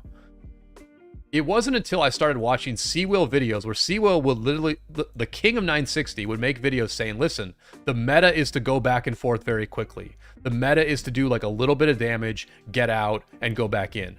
Like when Seawill started doing videos acknowledging that the meta is to dance, at that point, you realize that no kingdom is just full on, never retreat, sad face every time, full aggression. Like, no kingdom is like that. When Seawill's making videos about the dance meta, nobody's super aggressive, right? Nobody's full on aggressive. But like, if you're in the back of the ball, you aren't doing anything. You aren't doing anything if you're in the back of the ball. So it's always a balance, and the thing is, like, none of this stuff shows up in the stats, right? Being at the front of the ball does not show up in the stats. What shows up in the stats is being in the middle of the ball and just picking people off. Because, like, you get super good trades and super good ratios, but... I mean, anybody can do that. Anybody can stand in the middle of the ball. Here we go now. Oh, you know what? Somebody might have given me the report. Yeah, this is the report from the last one. Let's look at this again. I'm going to message this guy as well. Let me look at this report real quick and turn off my my heat. I think it just turned on. I don't want you guys to hear that.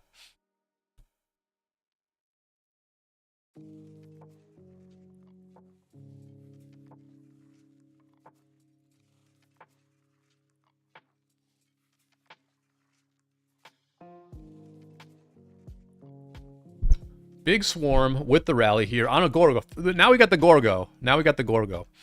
As Jürgen just says, it's a balance. Everything's a balance. We tried the Charles YSS last time. Now we're going to the Gorgo.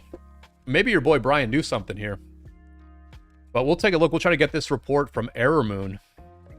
The Gorgo, you could already see that the Gorgo is holding up better than the CMYSS. You could already tell. Look at these yellow marches, red marches, Ragnar at yellow, Asher just getting wrecked just because taking more deads now. Look at how much better the Gorgo does than the CMYSS. Come on, man. Come on, man. That to me, that one was pretty obvious. That one was pretty obvious to me. Look at the Swarmer's breaking off. The Swarmer's literally breaking off against this Gorgo. I'd love to know the primary. I should know. We're not seeing a boat. We're not seeing... I don't think we're seeing the Hera animation either. Is this a Charles secondary? Is this a Charles secondary? Are they watching my stream?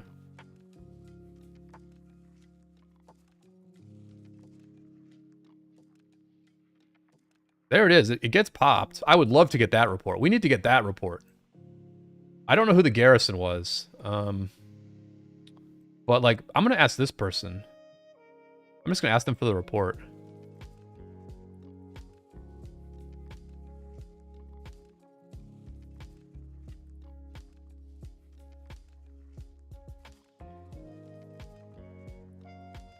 Let me message Aramoon real quick and try to get that that rally report. Here we go.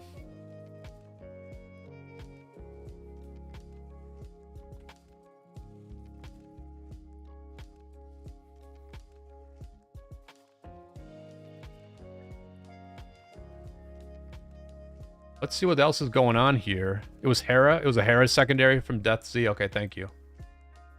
Okay. So now they've got another flag right nearby. Should be a rally coming in here soon. I think this was the actual flag that that M7S did. So here's the rally report from 20 minutes ago on one of these Charles YSSs. I mean, it's just, yeah, it just destroys this garrison. Like, this garrison just does so poorly against a rally, you know? And then they did try to actually not even the swarm. This is what's nice about the Zoog. It just wrecks the reinforcements pretty well. So just like a really good report there. Nothing like long, not a long rally or anything like that, but look at how good that report is. Really good report there for 1875. Yeah.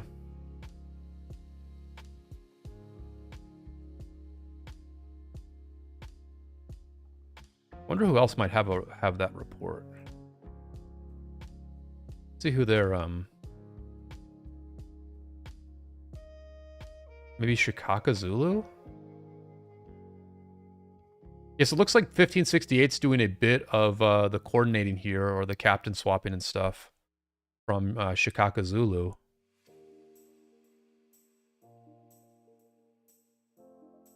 Interesting stuff. This flag's already burning. This flag is still healing.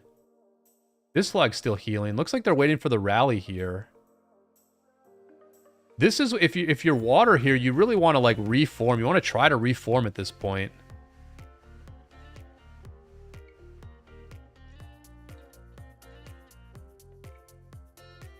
Duton says, it seems like best against Attila Subutai is full inf garrison without an artifact.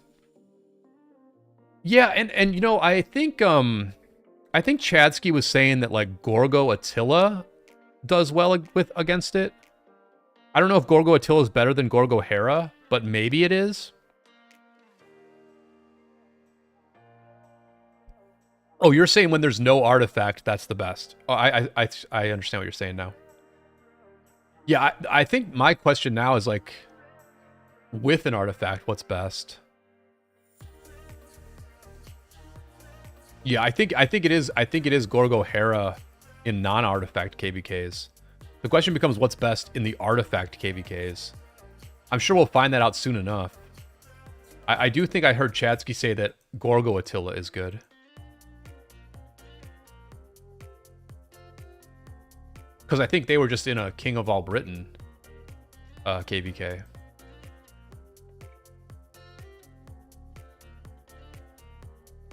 Matterboy says Piltong in 960 is the reason why they are using Charles Martel as primary garrison without knowing that Piltong armaments is the key to his Martel garrison.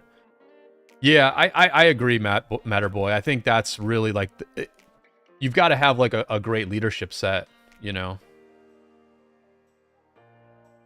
to do this. And Piltong has like the most famous leadership set in the game, right? Like, and that's not his armaments. That's his gear. I wonder what armaments he has as well.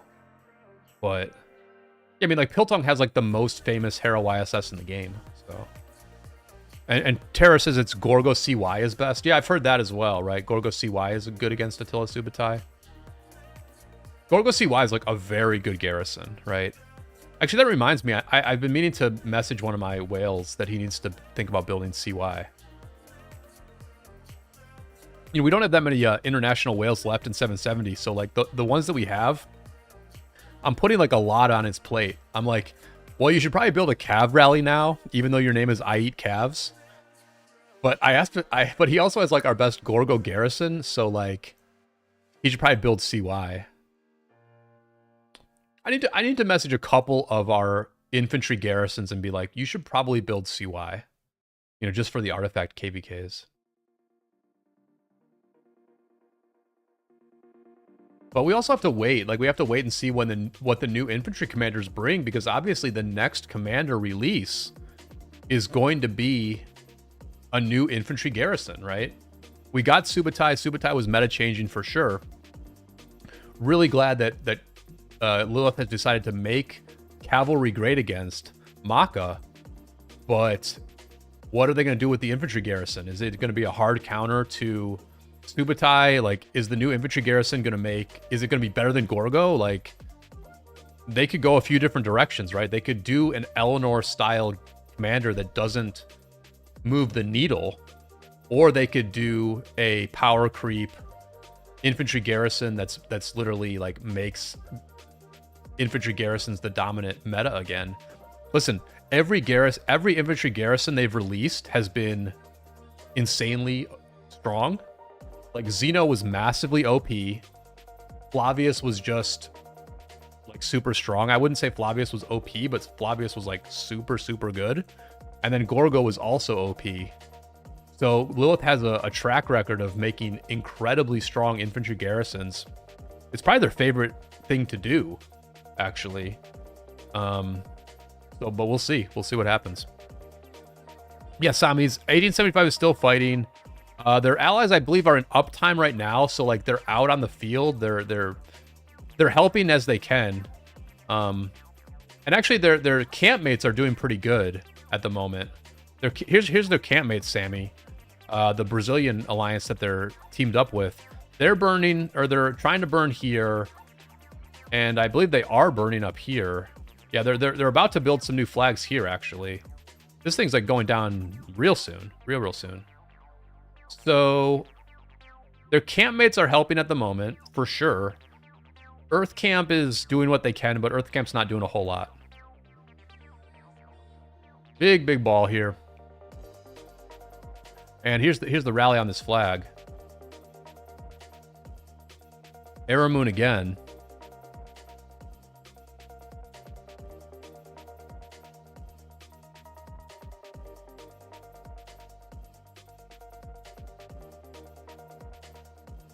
I'm gonna try to message Just Cuz and see if he's got any swarm reports for me.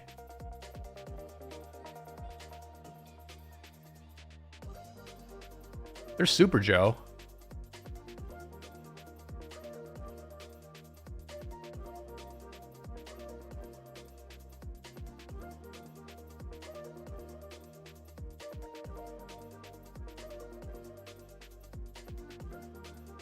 I was trying to find Just Cuz, but now it's like really hard to find.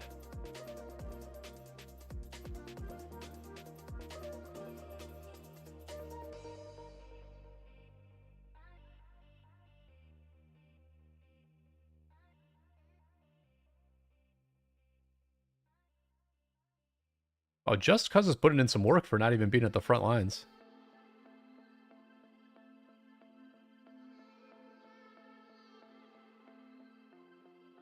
All right, so is everything down here now burning?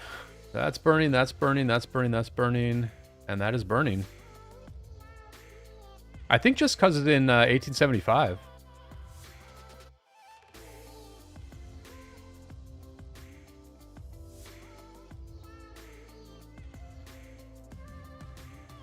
can't find him, though.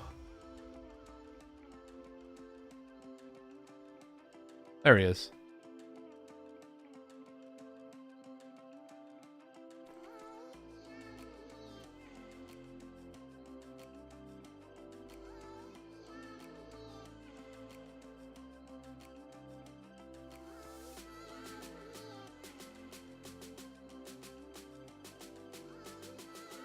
Looks like we got a report from Aramoon.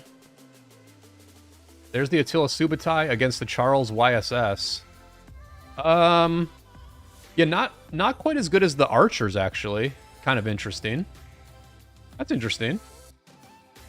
That is interesting. No Swarm here. A good trade. Obviously, a good trade even with Attila Subutai, but not as good as the Archers. And we got some Swarm reports now from Just Cuz as well. Here we go. He's going to show us the good ones. I said good and bad Swarms will be interesting. He might just show us the good ones, but let's take a look here. This is against that Charles Martel YSS Garrison. You know, positive with the Lucci Alex, a positive trade with the Lucci Alex. Here's a neutral trade. This is Lucci Alex overall there. Here's the Zug Herman. Really good trade for the Zug Herman here. Well, like even in terms of deads. And then in the second half of it, when the garrison goes down. Actually, this is the beginning. This is the start. When he has a full march. When Just Cuz has a full march, he actually trades quite well against this Charles YSS. And then when his marches are a little bit lower, you know, you can see that it's more of an even trade. Let's look at the reigns here real quick. Let's just look at the reigns here real quick. See how many reigns they were able to put into this flag. Yeah, not a ton of reigns. Not a ton of reigns, but these flags are going down very quick.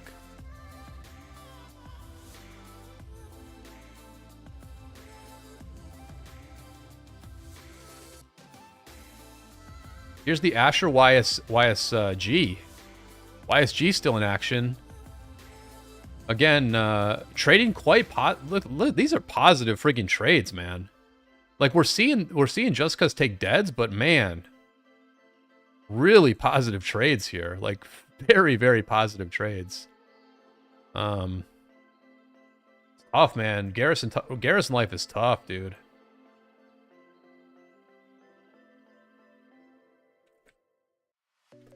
Saw your health dropping, so I figured some were bad, but these look quite good. And here's the Ragnar Scipio. Doing very well at a full march. Now this one did a little bit worse here. I don't know if this one was tanking, but finally we see the Charles YSS get a positive trade here. I do not know enough to look at these stats and be like, what does it mean? Obviously they've got full crit. They do have full crit. And a lot of counterattack damage.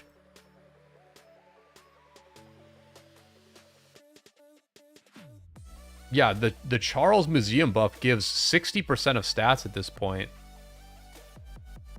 And then the Bastion skills also here. They've got the Belisarius and then Conqueror's Ambition, which gives 20% health, 20% attack, and 10% more damage to rallies. This doesn't look too bad. This doesn't look like too bad of a set here, but I could be wrong. Man, I'm saying that idiot to put CMYSS. Here's another one.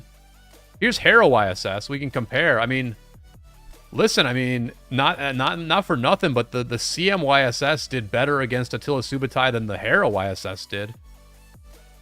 This Hero YSS got wrecked. Almost 3-1 on deads. A clean 3-1 on kill points. Lower stats here, I think. Well, I mean, it's obvious it's not all infantry, but...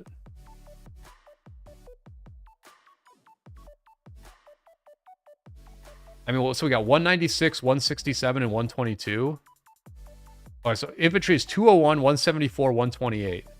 201, 174, 128.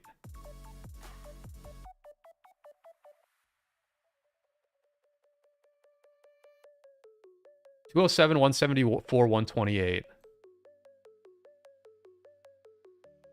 207. The Harrow was 207, 174, 128. So you can see that the Charles has like much better stats, right?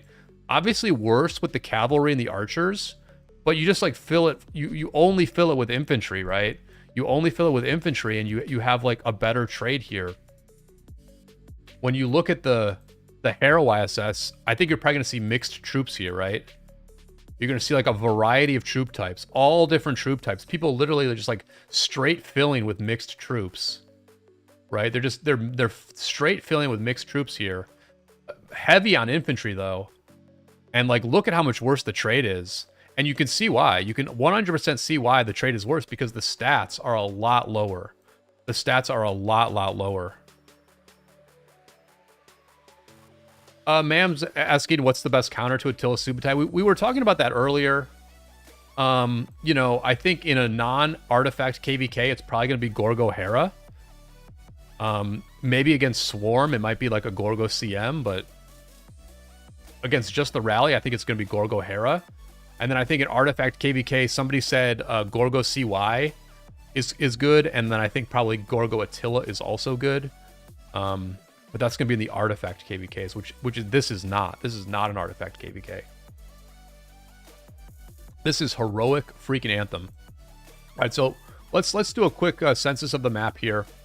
All these flags are burning again. Mission accomplished. Mission accomplished for 1875. I assume they're rotating up here. Yeah, here they are. Listen. 1875 is getting what they want on this map. They really are getting what they want on the map. Now this flag is in trouble. They don't want to lose this flag. Let's see if they heal this flag soon. I think they might have lost a flag here. You can see that Codex is off territory. Right? So Codex is off territory, baiting a rally. This flag barely hanging on over here. Barely hanging on. 1875 might set up shop here for a little while. Try to keep this flag alive and then also keep this flag alive. They may do that. They want these flags to be up long enough to destroy these flags, right? Like, that's pretty obvious. It's like basic, you know, you die before I die type stuff. So they might stay here for a bit. They might stay here for a bit and make sure these flags go down. But pretty effective. Look at this. They're rotating somewhere else now. Where are they going? So here's 489. 489 building a flag. 7 minutes left. Here we go. It's getting spicy here. It's getting spicy. Statha says, why did 875 not enter King's Line from other side to face 2489 toe-to-toe?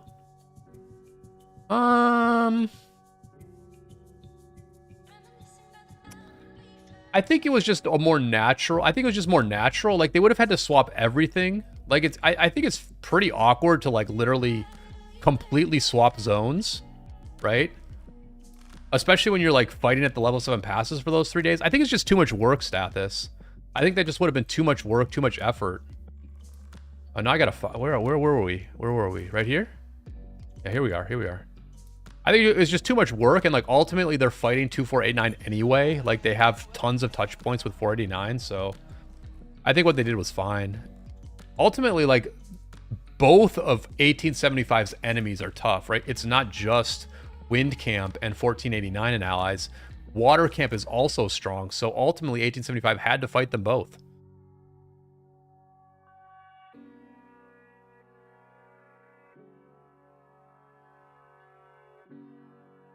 Everybody throw a like on the video. Thank you all for watching. Wonderful to see so many people enjoying this stream.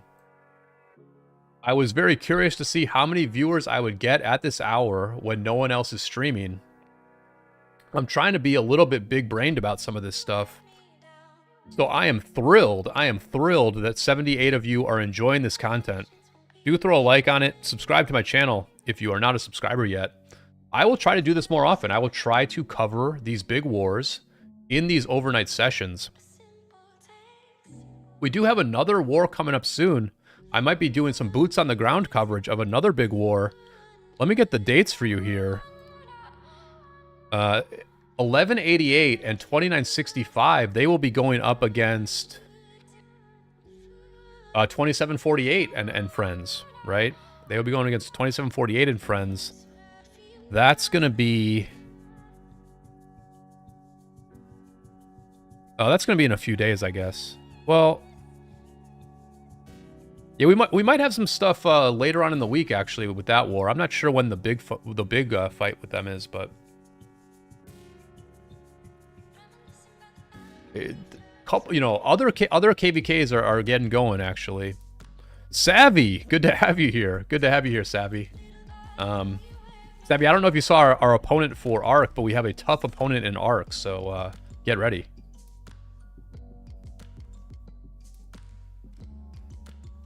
Four minutes left on this flag. And so far, 49 is holding them off. They have absolutely held off 1875 here.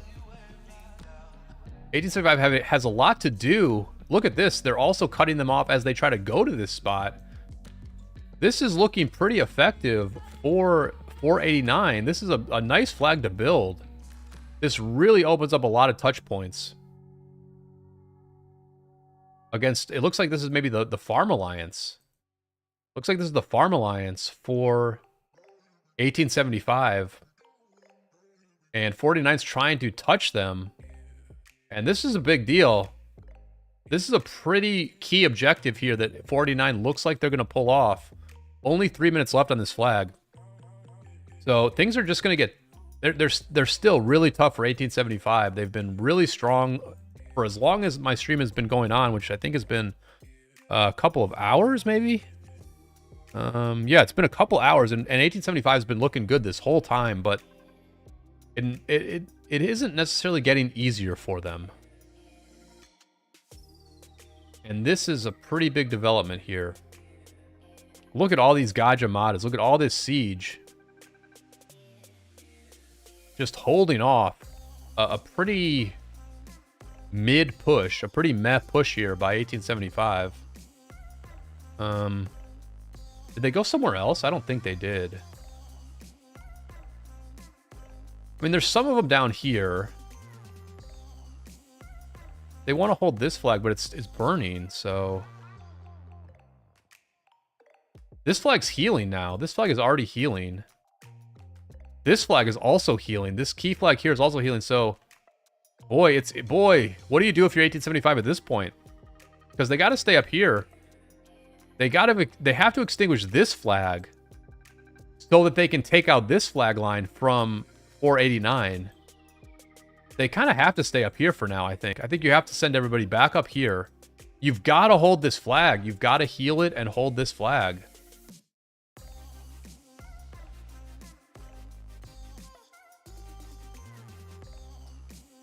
How long do I think this will last? I think this is going to last another day. I think tomorrow night we're still gonna be watching a pretty intense fight.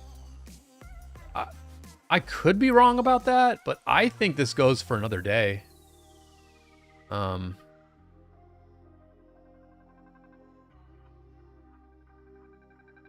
know, tomorrow at this time it might be like over, but they're still fighting.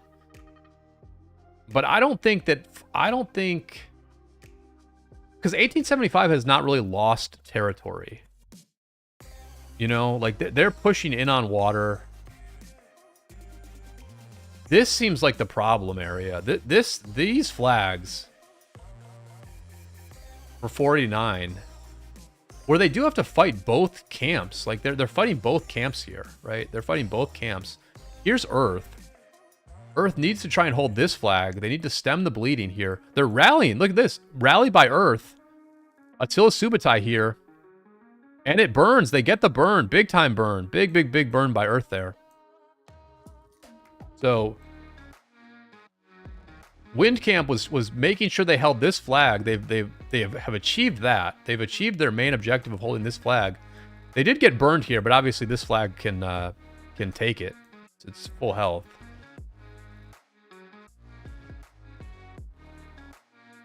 This is probably the key part of the map now. This area here is probably the key part of the map. A lot of other touch points that are important, but yeah, I mean, if 49 can start cutting into this middle area here, it gets pretty tough for 1875. It gets pretty friggin' tough.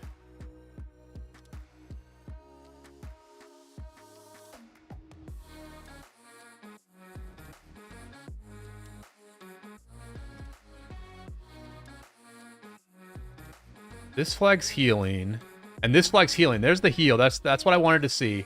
We're gonna keep it here for a little while. I do have some other stuff to talk about, but we're gonna keep it here for now because, you know, this is big. This is big, right? 1875 needs to hold this flag for, you know, 20 minutes or so. They probably have to burn these flags one more time. This flag's going to take a bit longer. I mean, obviously they can hold it from here too, but this flag's pretty vulnerable. This flag could like go down now maybe. Where's the 1875 ball? They need to get in, kick it into gear here. Are they going down here? It looks like a lot of their ball is going down here right now. I would ignore this for now. I would make sure that you don't lose flags up here. If I'm 1875, I'm bringing everything here. Looks like they're bringing some here, but I'm bringing everything here. You gotta hold this flag, and you really want to hold this flag too. This is an opening at the moment for 49 to hit this flag. Like, I assume they have a rally forming on this flag, but this is why you keep a rally pinned. You keep a rally pinned for a moment like this where you can burn this flag down. Like, this is on its last extinguish. And they have the field. You know? Terror Squad lurking. Terror Squad just lurking. El Nino, I think 2489's team is going to win. I do. I think 2049's team is going to win, but it's not over. It's definitely not over. Here's Abu Hind, King Abu Hind. Here's Abu Hind. He's here. He's here. He knows what the deal is. I don't think it's too early. I mean, I think it definitely is in 49's favor, but it's not over. But I mean, look at this. Look at this field by 49 here, and this naked flag. Absolutely buck naked flag here. So 1875 is going to try to hold this one. This is the more important one. This has more touch points. This can touch everything. But what can it touch? This one? Yeah, I can. Okay. Yeah, this is the key flag. But if you're 49 and you can get this flag for free, everybody likes free. You go ahead and take it. And they're going to take this one. They are going to take this flag. And if you're 1875, you just can't risk it. You cannot risk losing your ball to defend this flag. Because this flag is just too important. This flag is too darn important.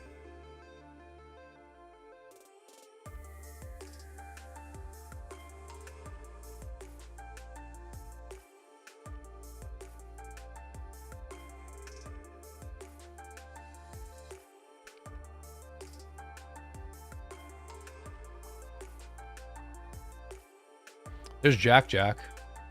A lot of big names. A lot of big names in this KvK, no doubt about it. It's kind of nice to watch these very strong kingdoms play on Heroic Anthem, honestly.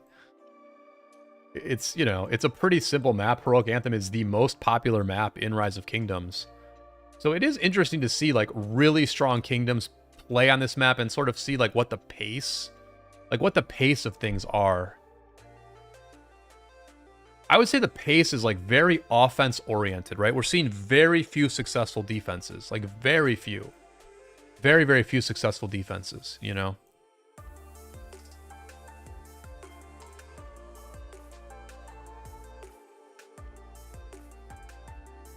And you can see just how important this area is. We've had the camera here for a while. The balls have formed around us, really. Because this is the spot. This is just the spot right now. The situation is this. If 49 can burn this flag once and burn this flag once, then all of these flags are safe. But these flags are about to go down, right? And it's really just which team can keep their flags up for longer, right? That's the name of the game here. And that's why all these players are here. And look at this. Look at this.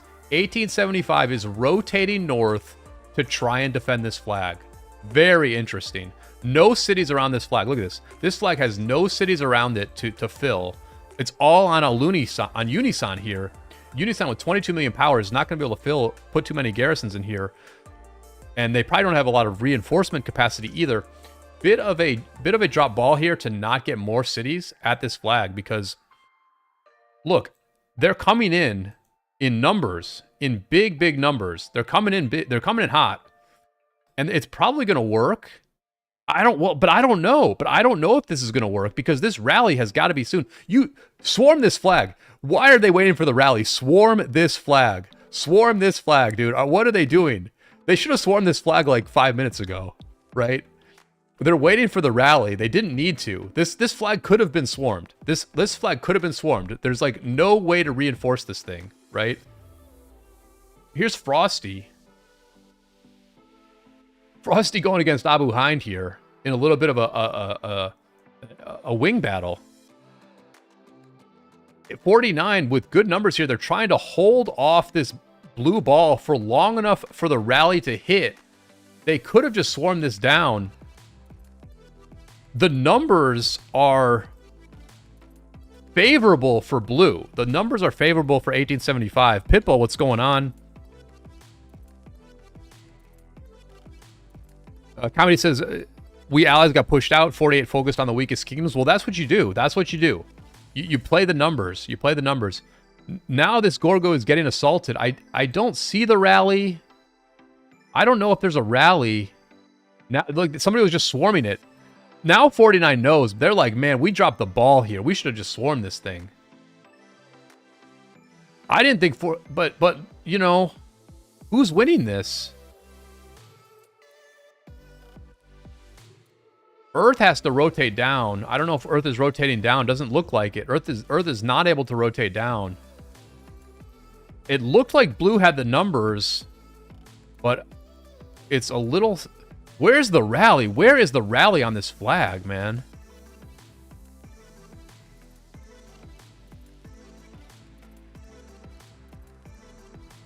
Blue is trying to clear him here to defend this flag. The risk they're taking is that if they lose this fight, then they could quickly lose this flag as well. You hope that 49 has a rally pinned on this flag. I assume they do. There's BK Love. BK Love's got his eye on it. But it's taken him a really long time to get a rally over here. Really long time. Now, I think there's a rally. There's got to be, because you can see it. I think it's Arvik's rally. Maybe Hale. But this flag looks like it is going to go down. I don't see I see this, so... There it is. There's the burn. I don't even know if there's a rally on it or not, to be honest. I think there probably was a rally. We just didn't see it. So that flag's down. That is the gamble. That is the very risky gamble that 1875 just took. They brought their ball up here. They didn't accomplish anything. And now they have to start worrying about this flag, right? If they lose this field fight, they have to worry about this other flag. And look at 49 is starting to rotate down here. They're just trying to cheat down here a little bit. This flag does have cities around it. Not a ton, but at least they've got one big boy here, M7S. And a couple other players that are sort of close.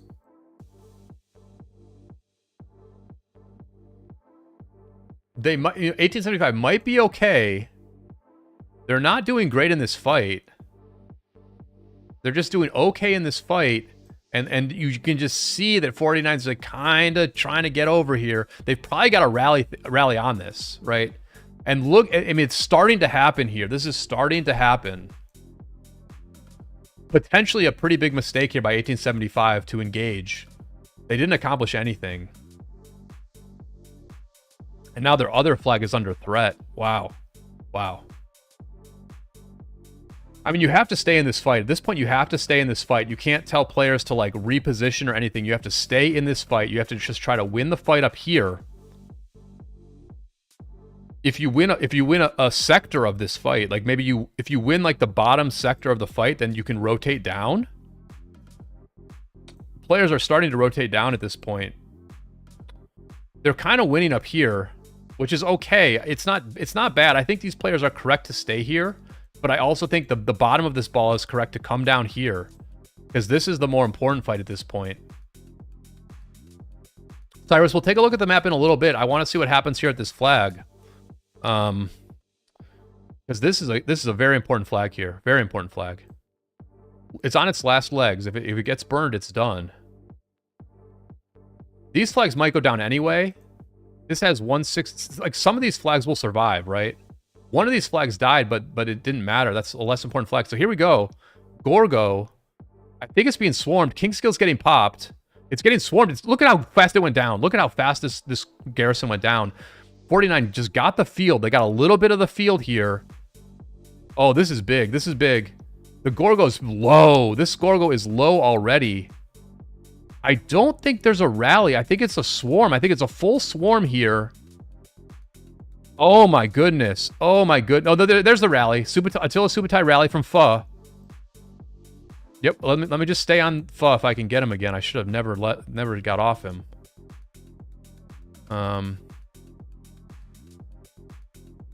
I think they got the burn. They did. They got the burn. This thing is done. This flag is done. Big burn by 49. Big mistake by 1875 there. They lost both flags. They probably could have ensured that they save one, but they tried to save both and they lost them both. In trying to save both, they lost them both. And the fuss Attila Subutai rally plus a big swarm burns that one down. And why does that matter? Why does that matter? It matters because this flag can now not be touched, right? This flag will not be touched. They can heal this flag as soon as the 1875 flags go down, and then this flag is just safe. Like, this flag is just safe, right? They lost a couple flags. You know, they lost a little bit of territory here. They lost a non-important flag here, but they really didn't lose a lot. And this is gonna open up territory. This is gonna open up territory.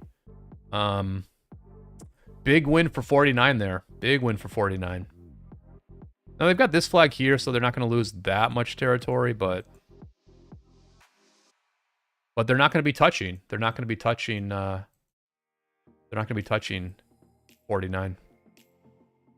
But that's the middle of the map. That's this very important middle area of the map. Another fight down here. Let's see what's happening down here. They're healing down here as well in that chaos. All these flags are holding. This flag, this key flag here, has been healing for a while now. So the first wins we're seeing here in a bit against 1875. Even here, look, even here, they lost a few flags. BR is trying to build,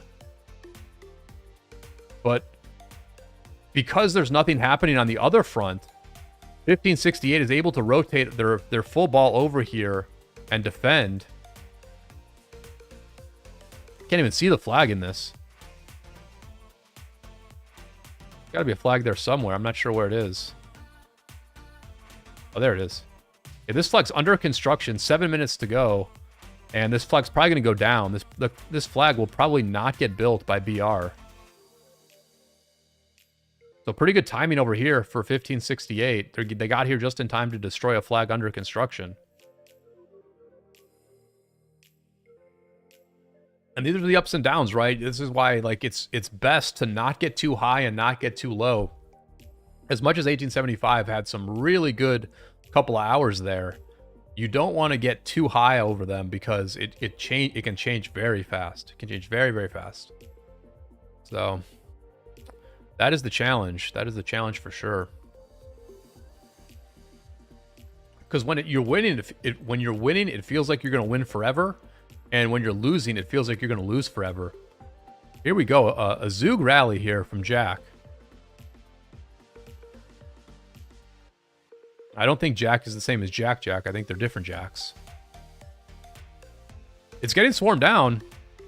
This rally is getting swarmed down, even though there's like no field here. So, good swarm. It might hold on. The rally might hold on here. I don't know. I mean, the flag can't get garrisoned. It looks like the flag's going down. Yep, looks like the flag went down. Good effort by the swarmers there, but no dice. No soup for you. So that's what's happening down here. So, they're stabilizing. A purple is stabilizing. 49 is flexing a bit. They're flexing a bit here. Here's Pho. Pho ported right to the front here and is now burning these flags. So really big series of events here for 49. They got their flag down. They got this flag down. Then they burned down this flag. And they burned down this flag. And they saved this one. That's a bunch of territory. That is a ton of territory right there that 49 created for themselves.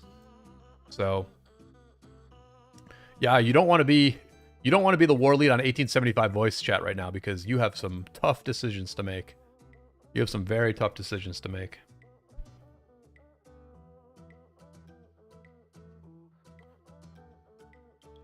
So at this point, I do want to tell you all about a jumper project that is happening. Let me go ahead and throw the link in the chat for this. Listen, starting a new account and starting a new kingdom in this game is pretty fun. It's probably more fun now than it has been in years.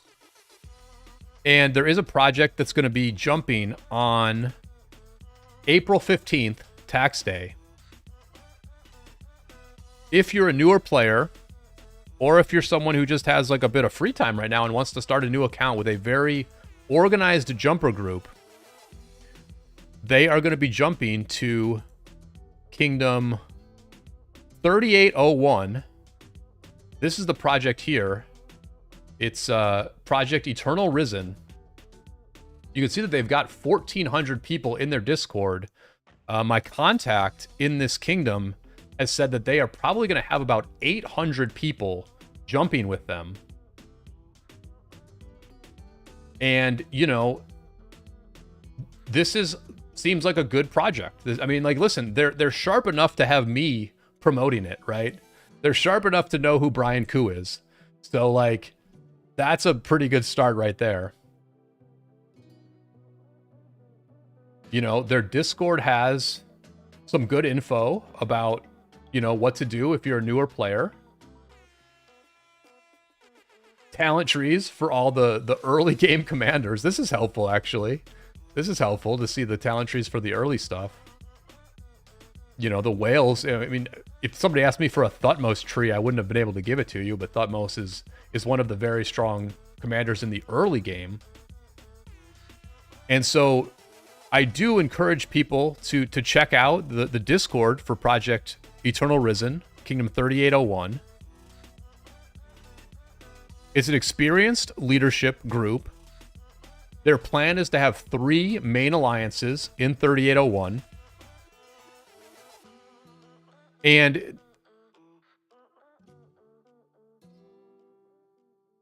let me make sure it's 3801, because something here says 3805.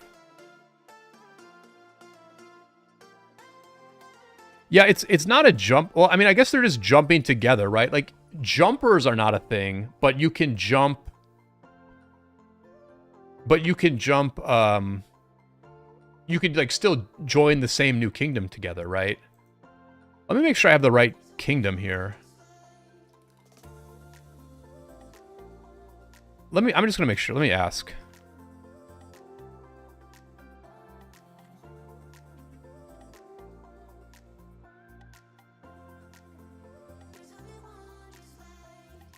I mean, I've been watching some, I've been watching like this other YouTube creator, Worthy Prince, start this game. He started in the kingdom right after Appo's kingdom. And, you know, I do think that like the early game has gotten pretty good in Rise of Kingdoms at this point. They've made a bunch of changes that are positive. I think getting rid of jumpers is a good thing, right? I think it's literally a good thing to get rid of jumpers. It didn't make the game better. It was a buzzkill for like brand new players to join Rise of Kingdoms, start building their account up, and suddenly notice that a bunch of players in their kingdom had like a very big advantage because they jumped. They've made it extremely difficult for players to migrate back. I literally think you can't migrate back at this point, right? I don't think you can migrate back until Season of Conquest. Once these new kingdoms do enter Season of Conquest, they have at least one KvK where there's like a buffer and they only fight against other small, like young kingdoms. And so, you know, it is pretty interesting, right? Like, I think the early game has gotten better just because they've made it so much harder for like older accounts to like migrate back and have a big edge. And you know what I like to do is I'll start new farms in like young accounts or young kingdoms just to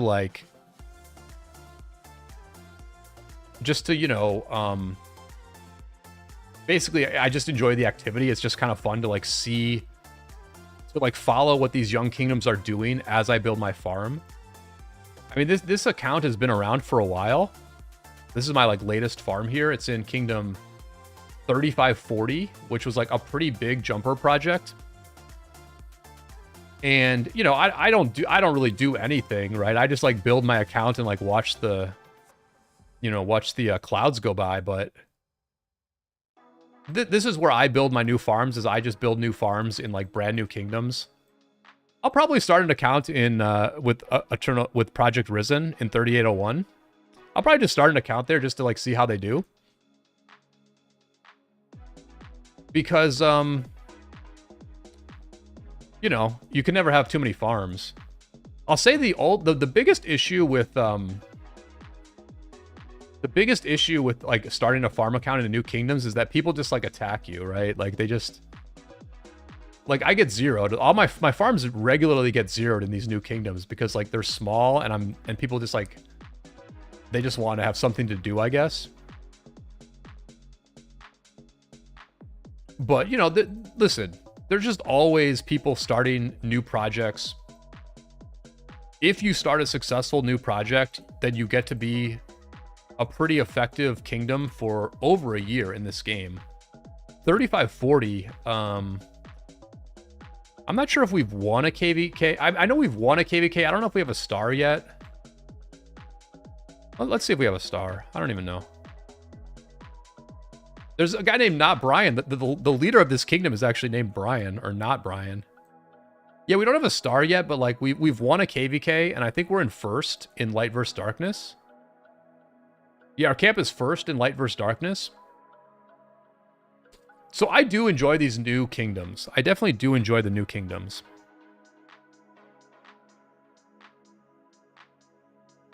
And, you know, 3801, Project Risen. Let me just, let me put the Discord in chat again. It'd be great if a few people joined. They are supporting the stream a little bit, so, you know. They scratch my back, I scratch theirs, and you scratch mine kind of thing. And, you know, it's fun. It's fun to start new farms in these kingdoms because, you know, you get to read all the kingdom mails. You can just kind of, like, follow what's going on. I think there was, like, some drama, like, I don't have it anymore, but I think there was, like, a little bit of leadership drama in between KvKs. But Not Brian's been solid, man. This guy's been, running the show for a long time now here in 3540.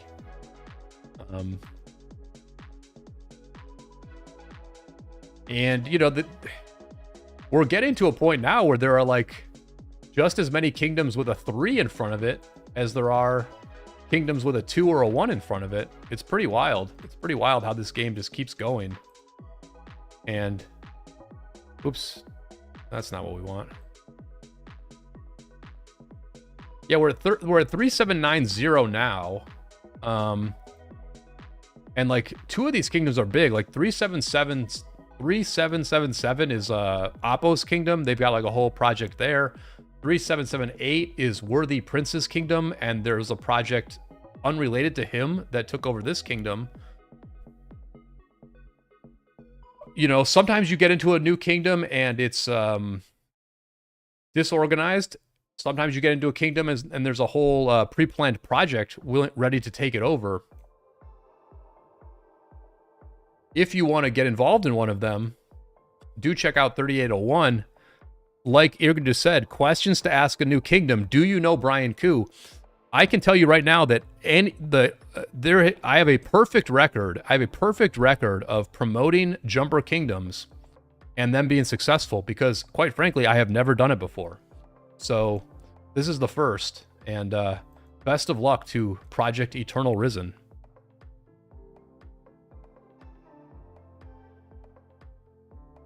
I'll check back in on them once they launch, and we'll see if they manage to take over the kingdom. I would imagine they can, right? Like, I mean, they've got a Discord of literally. Yeah, I think they're starting in 3801. I don't know if that's their final destination or not. I don't know if there's like a slight bit of jumping that can still get done, but they're gonna jump in 30 on KD 3801.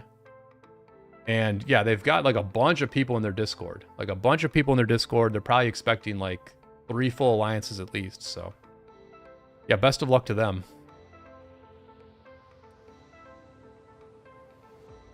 Well, at this point, I think that I am going to play some Champions of Olympia. If anyone in the chat would like to join me, I'm here in 770. I think I'm in R4. Yeah, I'm in R4 in Kingdom 770, so you can message me if you want to join Champions of Olympia. But I think I am going to play COO at this point.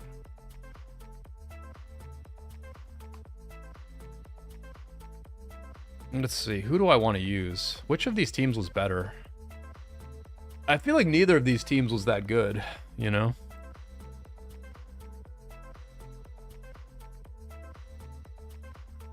I feel like the leadership team is best, but I don't think I know what exactly that team is.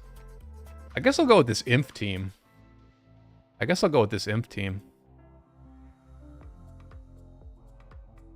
Wait. I should go Ragnar instead. Who's better, Ragnar or Guan? Is Guan better than Ragnar? Wait, this is not my team. There we go. There's my team. Jap says both of these teams are pretty bad.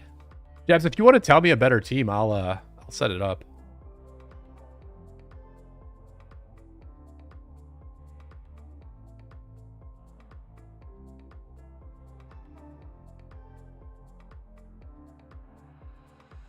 Ragnar. I guess I didn't use either one. I'm not using Ragnar or Guan. That team was like kind of scuffed. Knights, yeah, 770 is doing all right. We're doing all right. We had a good recruitment, so we had a good recruitment. So basically, I think we're gonna have a pretty tough KvK, or a relatively tough KvK. We're queued for tides, and so I probably should not go here alone. I'm gonna go mid. I just don't. Oh, this is this one. Okay, I'll go here. I've probably done very poorly here because I'm not going to get to this flag fast enough, and I'm probably going to be outnumbered when I get here. But what are you going to do? What are you going to do?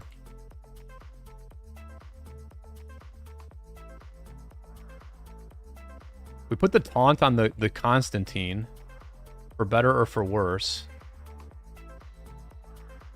I'm getting wrecked. You know, maybe I didn't put gear on or something, or maybe they got 2 people here.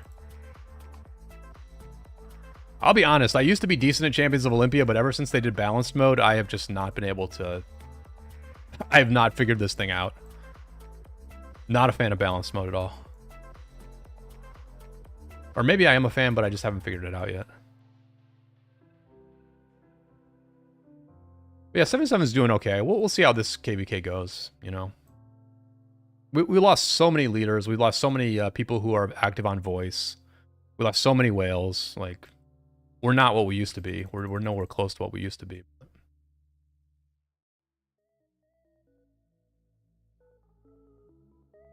The other thing about Champions of Olympia is that I can't see the score. My webcam is right over the scoreboard, so I can't see the score, but that's all right. I always worry that I've, like... I don't know, man. I feel like maybe I didn't put gear on again. I feel like maybe I didn't put gear on these marches. Like, I'm just getting wrecked, like, way too hard here. Like, I lost 3 versus 1, basically. Like, it's... I don't know, man. I don't know.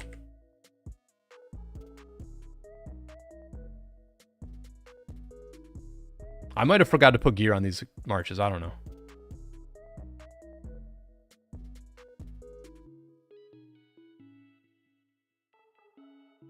Maybe I should look to see what other people are building. Like, who's effective here? This guy? Leadership. I mean, some people are going infantry, so I don't know.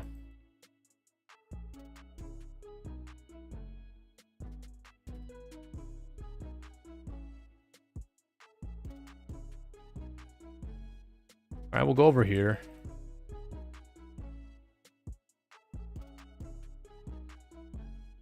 Yeah, Jeps, I agree that balanced is fine. Like, I totally get why people would be into it, but I mean, I'm just gonna build Cav, man. I'm just gonna build a Cav march or a Cav setup and just like run that. I mean, like, I thought infantry used to be dominant in COO, but it's like I just lost like 3 versus 1 to a Huo. Like, I don't know.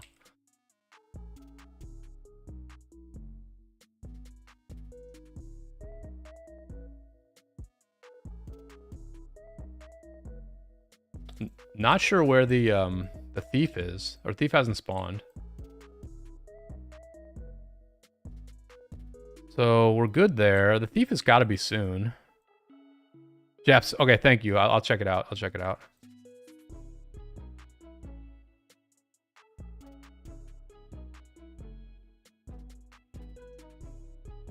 I mean, I guess I'll follow this. No, we're fine there.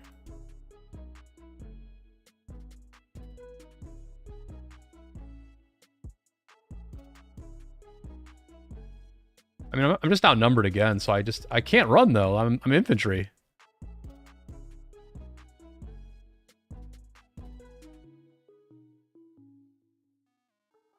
No one's hitting the thief. No one is really... Oh, there's the thief. Okay.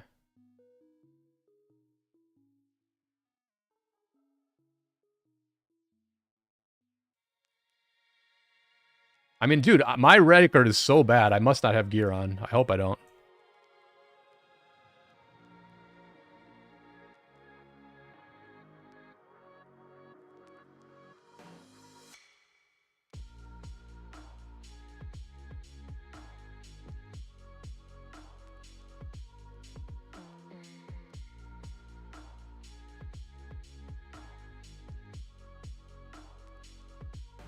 Yeah, I mean, I think I used to do fairly well at Olympia, even with, like, not a great...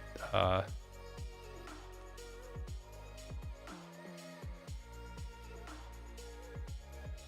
we're taunting onto the Constantine, which seems fine. Alright, this one we're actually winning. I guess I do have gear. I guess I do have gear.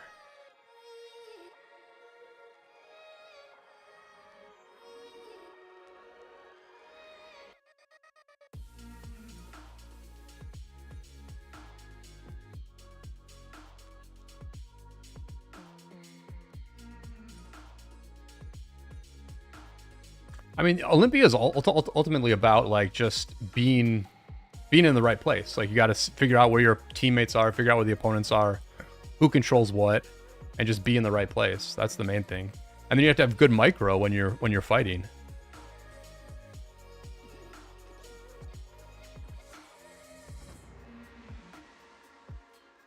Let's see here.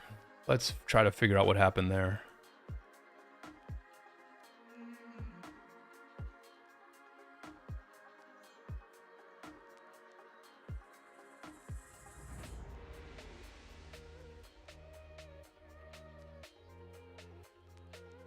Alright, so did I have gear on? I didn't. So I didn't have gear on. That's my problem. I didn't put gear on these guys.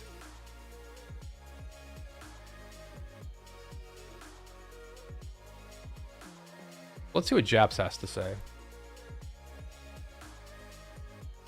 Okay, so he's got the leadership lineup. Interesting. Okay. I mean, I play with randoms as well.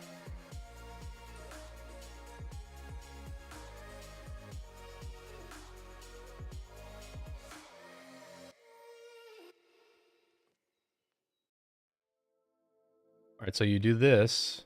Yeah, this is what I used to use when I ran leadership. So let's see, you run Huo, Lucci, and Shajar. All right, Huo, Lucci, and Shajar. Let me put some gear on those marches.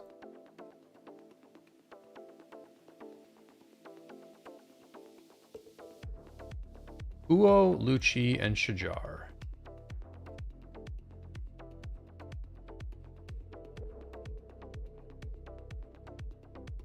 Yeah, I didn't have gear on. I didn't have gear on my marches. That was my problem. I probably didn't have talent set either.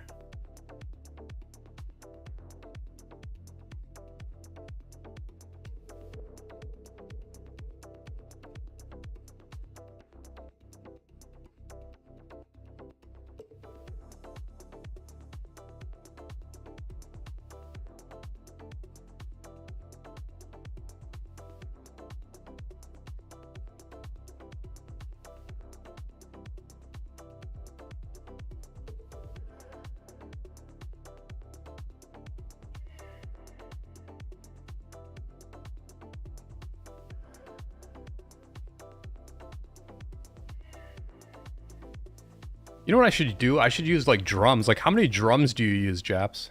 Like do you use ring or just use a horn and drums on every march? I think I'm gonna try that. I think I'll try horn and drums on every march. Is that like too much rage? Maybe one ring? Maybe one ring on maybe a ring on Huo and drums on the other two?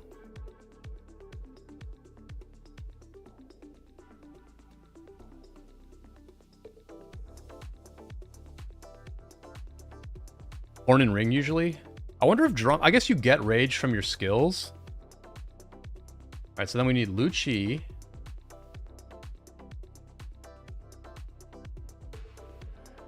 Where the hell is Lucci?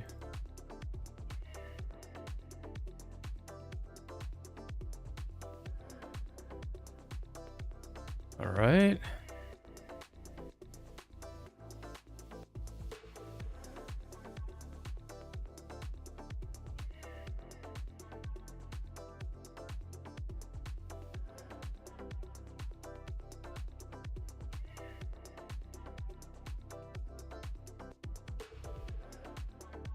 So I should run leadership. I should run 2 pieces of leadership here, right?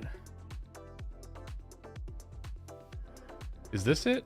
I guess this is the leadership.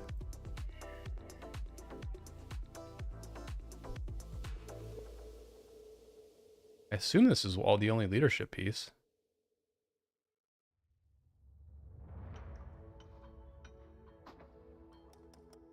Yeah, I think that's right. I think a 2-piece leadership infantry deal is correct. And then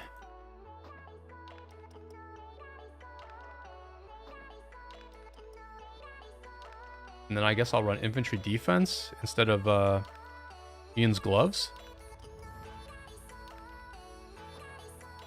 7.5 defense versus 8. Oh, Ian's or Sacred Grips is better, okay.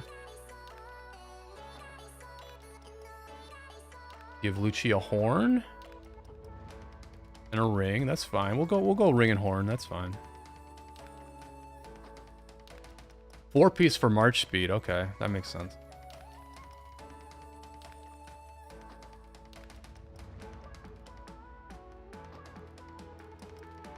Why do I never know what the infantry boots are? That's my problem.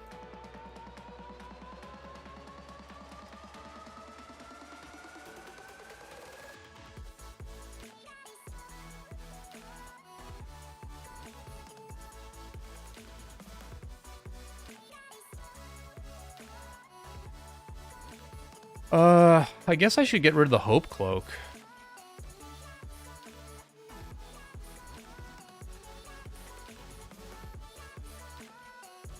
I guess I should get rid of the Hope Cloak and keep the KvK stuff.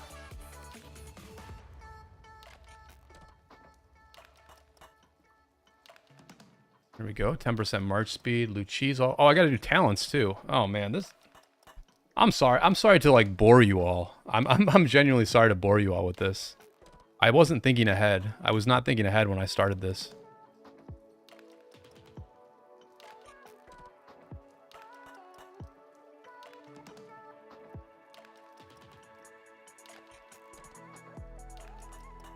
Anyway, I'm giving you guys a. Anybody wants to set up their own. Anyone who wants to set up their own Champions of Olympia stuff can at least watch what I do here, I guess. Oh, God.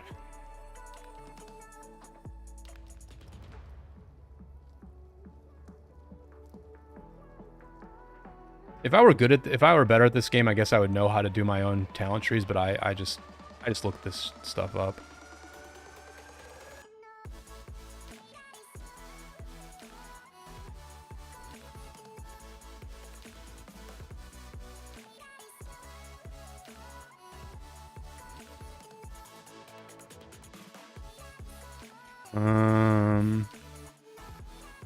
Get that. Get that. Get that. Get that.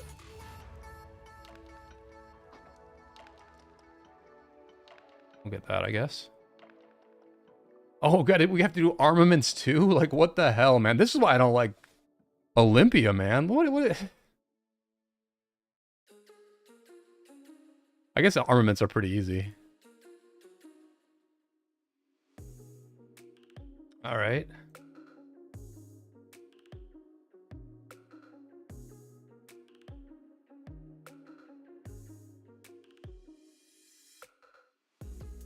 Where's Huo?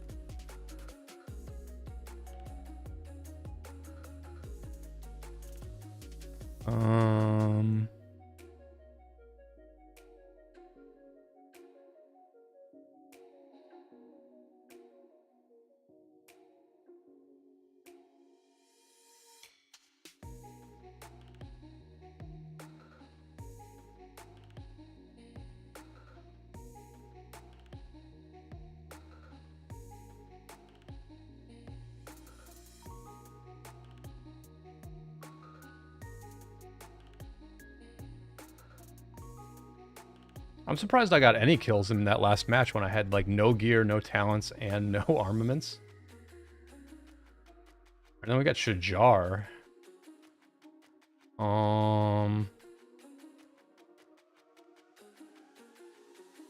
Shajar, okay. I'm gonna go with the KvK gear again here. And like a 4-piece.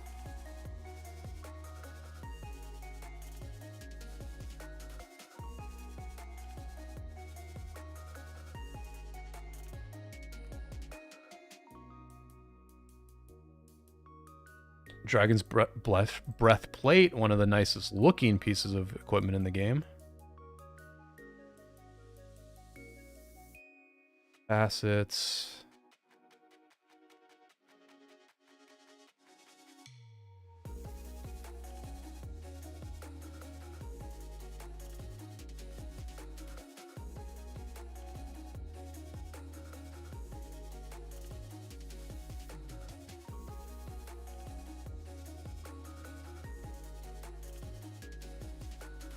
Do a horn. We do a ring.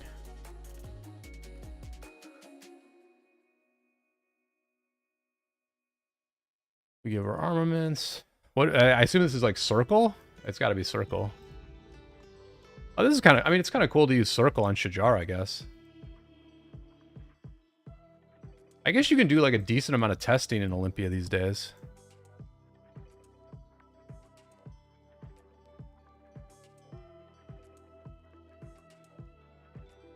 Oh, man. I got to find a Shajar tree.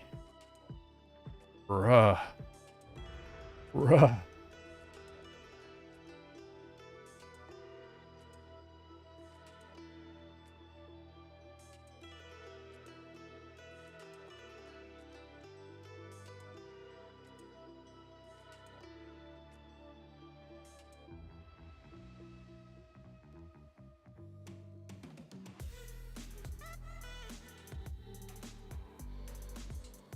All right, there we go. Shout out to King's Codex for this one.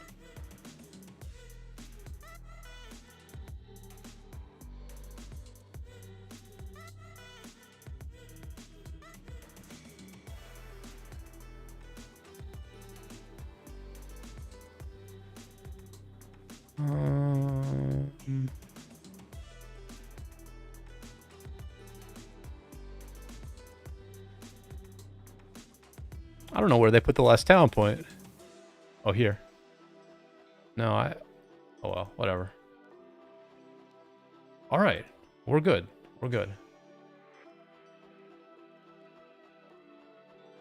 So the secondaries are... Zug, Arthur, and that other guy. I literally forget this guy's name.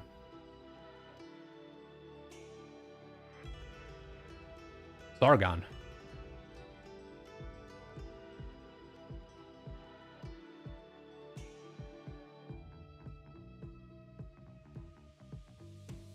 So we got Shajar and Zug. It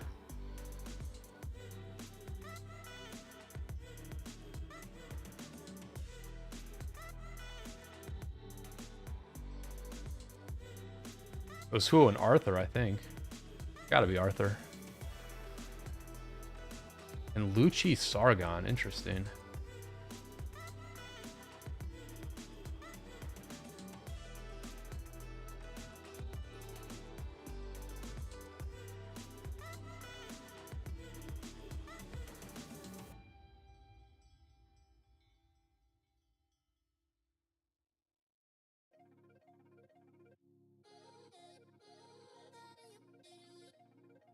All right, there we go. There we go. Let's play.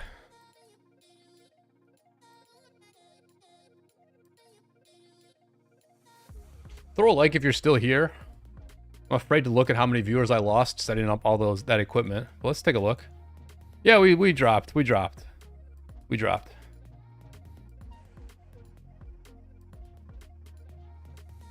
But this is still the most people who have ever watched me play Champions of Olympia, so let's try to do pretty good.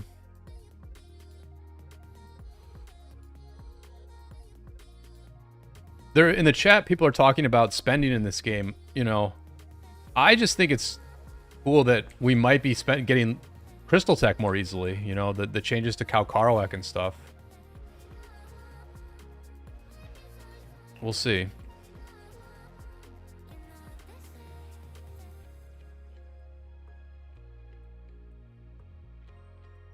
Oh, I brought the wrong team.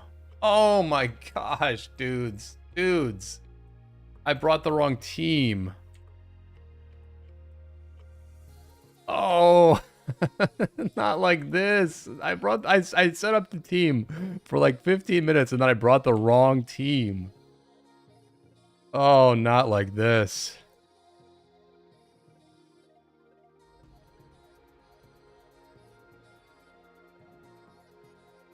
Not like this.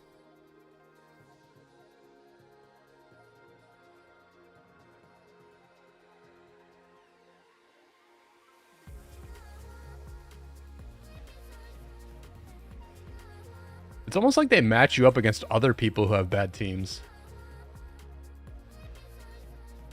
Oh, I'm in trouble here. Imp. Oh, I'm in deep, deep trouble here.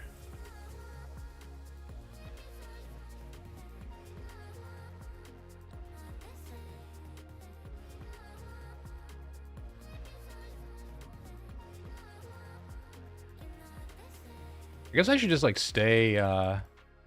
I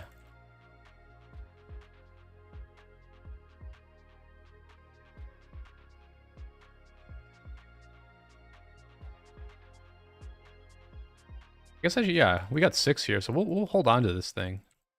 I should just stay alive, actually. Just keep the numbers in our favor. Buff the Honda.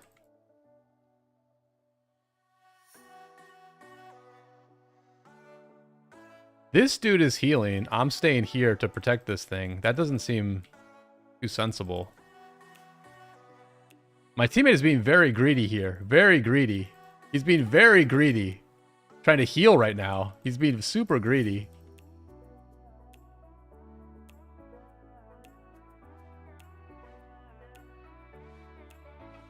Yeah, look, we lost that thing. We lost it.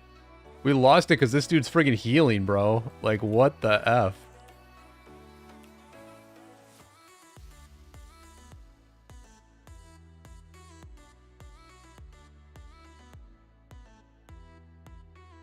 Oh, I gotta kill this March off.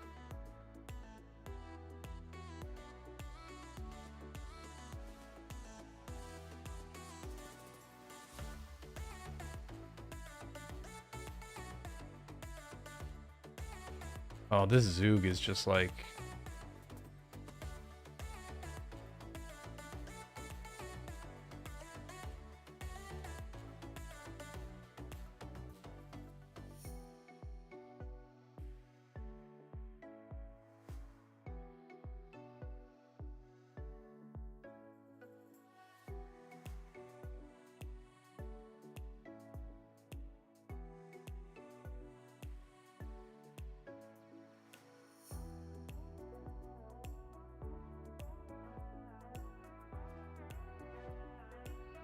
I think we're actually winning this one, but I can't see the... I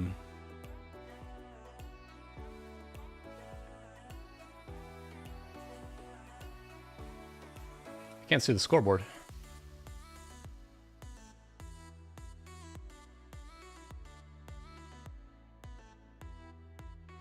I mean, the changes they've made are not enough, but it potentially is going to save me like a full Mountain Warfare every KvK.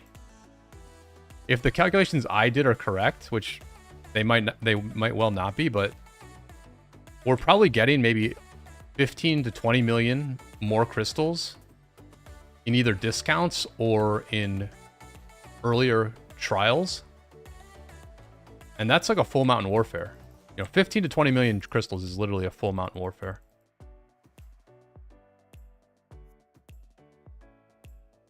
But let's see if we can just win this match here and then use our actual team.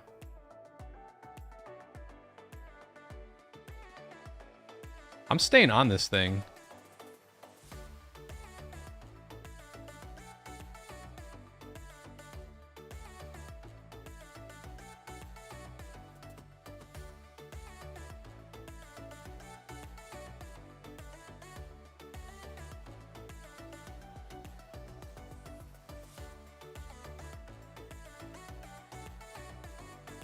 Yeah, we're easily winning.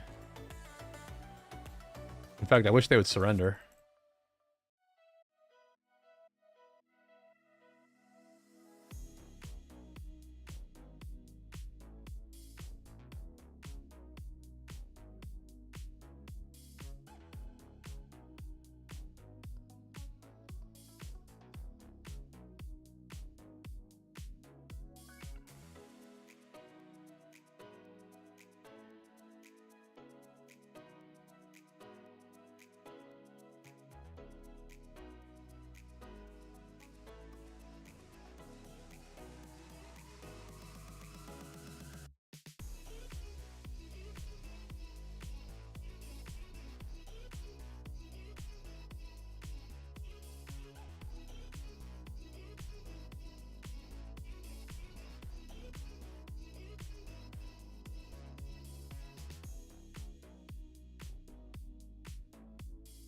This is the longest 7 minutes of my life. This match is the longest 7 minutes of my freaking life, man.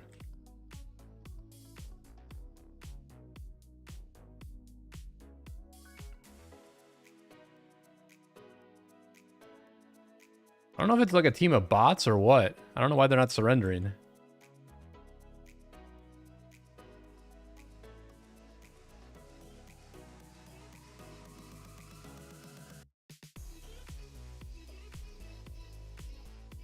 Oh, cool. They focused on me. That makes sense.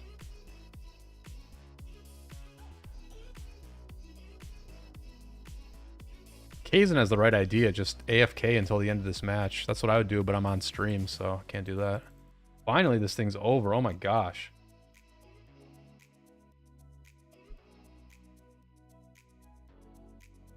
Oh, we lost. Okay. I couldn't even tell. I can't see the score. Can't see the score. All right, let's try like a real team now. Let's try a real team.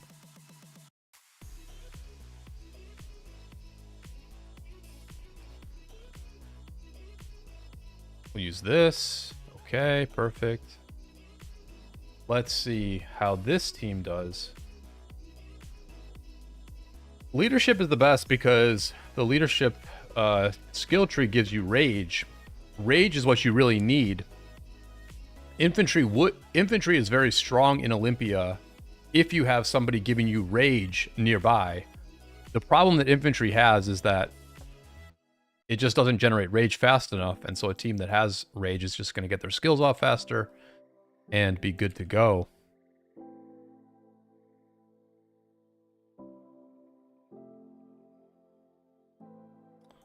But let's see how this team does here. Lucci, Huo, and Shajar. Lot of healing, and a bit of tankiness. And then you've got damage behind in the form of Sargon, Zhuge Liang, and Arthur. So we'll see how it goes. See, I grabbed mine much faster than them. Apple looks not great, but at this point, what can I do?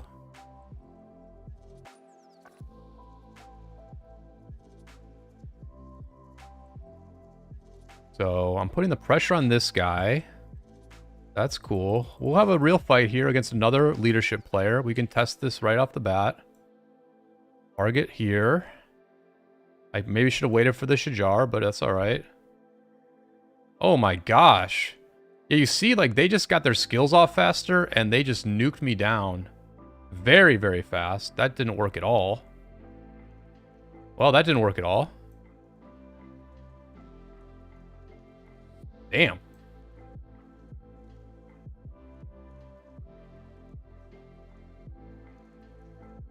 And the enemy got the apple.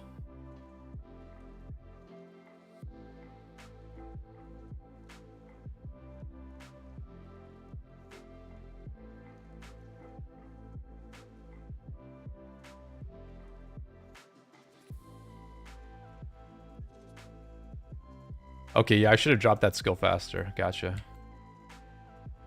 I appreciate all the advice. I appreciate all the advice. I guess I can go middle. I mean, it'll take me like 10 seconds to get there. It's not the worst. We've got this one. We've got this one. Yeah. I'm going to send Huo to here. I don't know. He's not going to get there in time. We'll just take the apple. This is fine. Worked.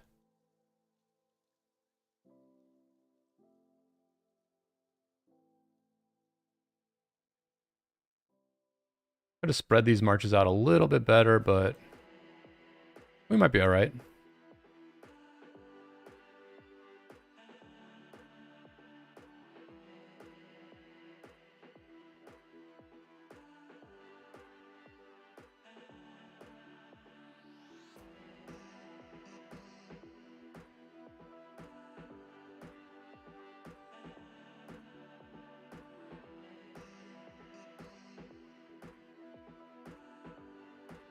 As much as I got wrecked that time, as much as my Lucci is going like the completely wrong direction. Like completely wrong direction.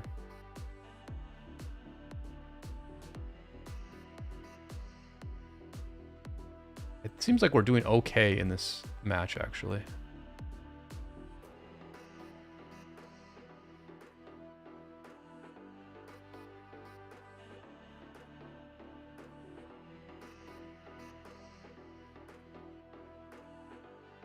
And looks like we got the jump on this opponent here.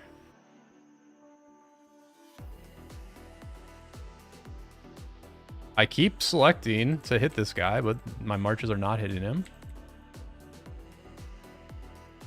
I think I'll go middle again.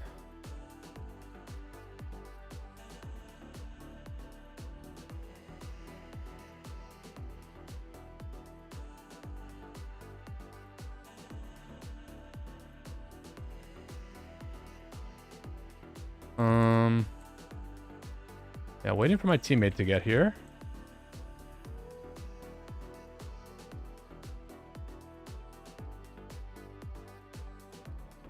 That is weird. It's not letting me cast a skill. That's really scuffed. Target position is unavailable. What?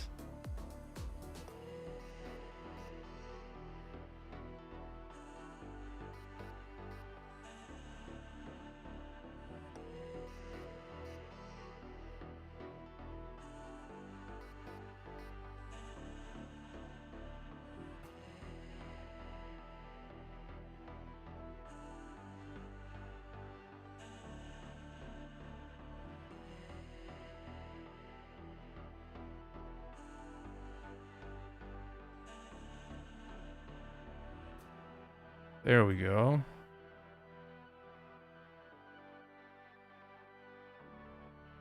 Oh, I did get the apple.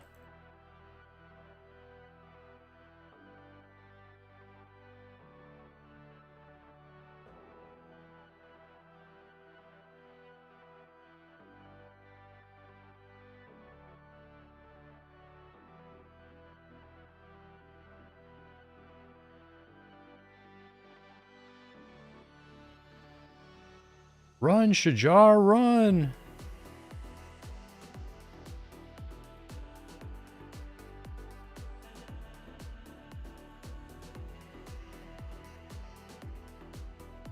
Man, that's a bummer.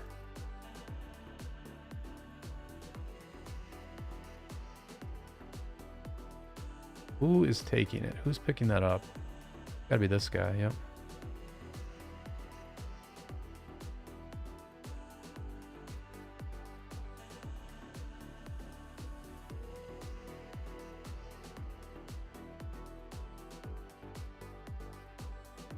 We've got 2 of the flags, I think. Yeah, we got 2 of the flags.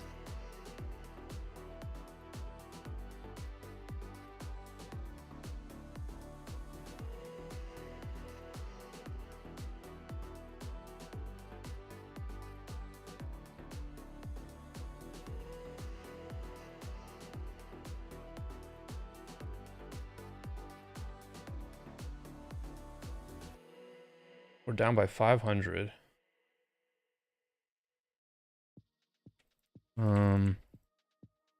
We basically have to get this thing, actually.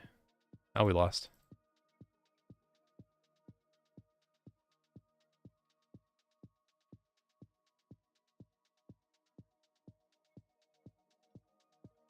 Well, at least the dude who wrecked me was, like, by far the MVP. He ran Ethel, Philip, and Shajar.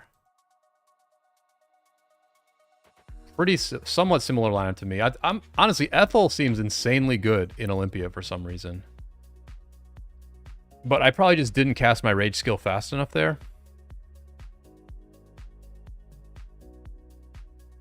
I definitely felt better about that team.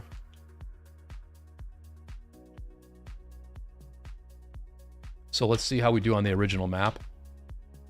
Maybe we're onto something. Oh, Jeff says he's a champion ranked player. Okay, gotcha. Yeah, I mean, I grabbed 2 out of 3 apples. Like, it was a decent round for me.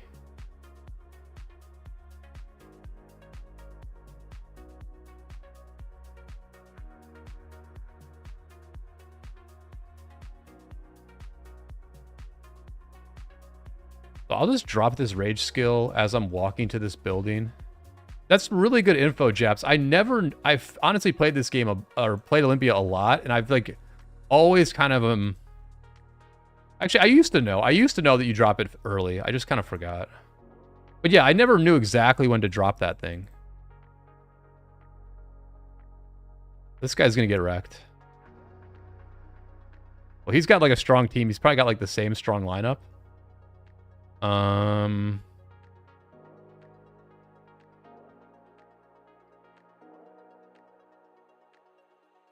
think this was a pretty good win here. I think we're winning. I mean, obviously we got this guy like super outnumbered, but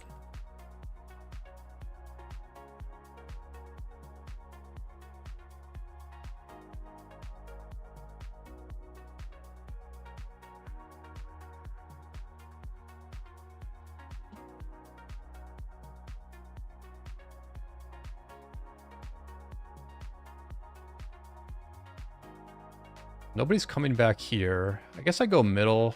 Oh, they took this. I'll go back to the base.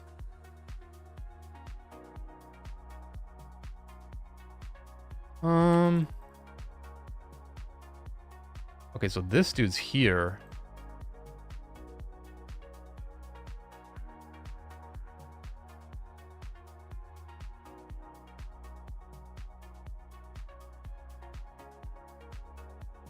All right, we're cooking a little bit on this one. I guess I go middle because I got a teammate here. We can take middle together.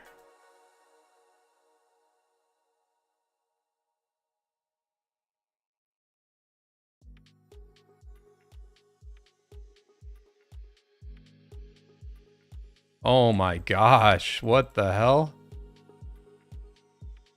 The entire team is here. What the hell?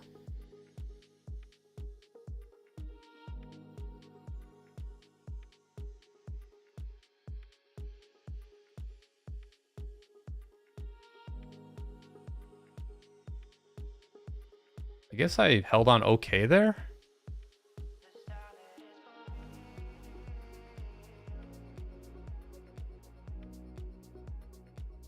I'll just harass their heals. I'm gonna harass their heals with this guy.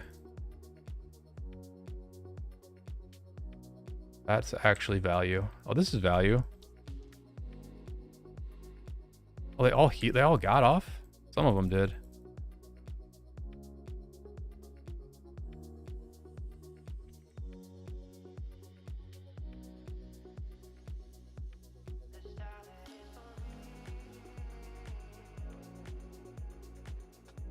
We're winning there. We're winning there.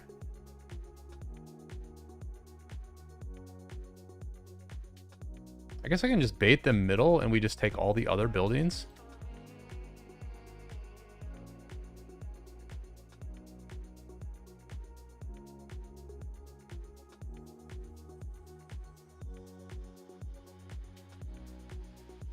They're going to our base.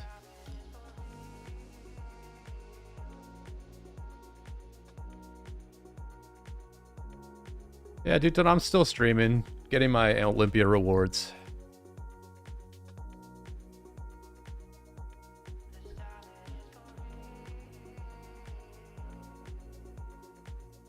No need to fight this guy. 2 for 3, and if he's just gonna let me stand here, I'll let him stand here.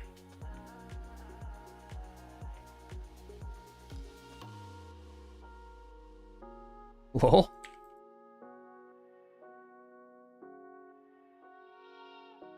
There we go. We let the rage build up. We go in.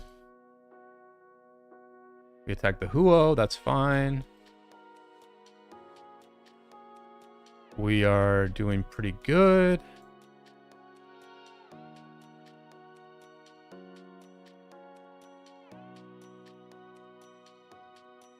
All right.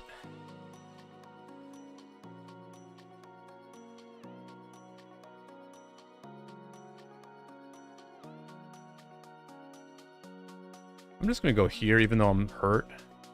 I'll leave this Shajar to heal. Yep, that's fine. This trade is fine, actually. He takes that one. I take this one.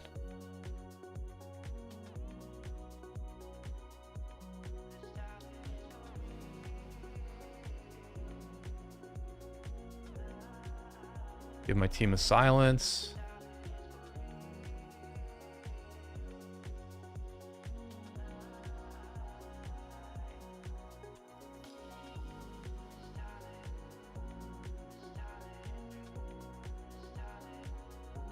Seems like we're losing again, honestly, but I think I actually played good in this match, so do what you can. I'll go middle.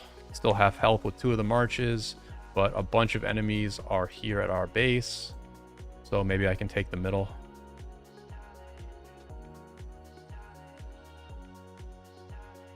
I'll go ahead and boost my marches now, just in case.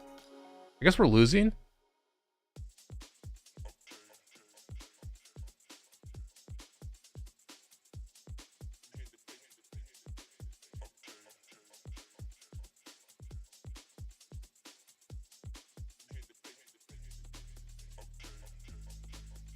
I mean, like, this is the thing. You can only control so much in Olympia.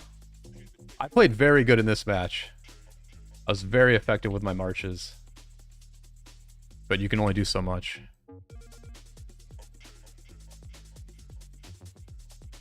And it looks like the enemy just had...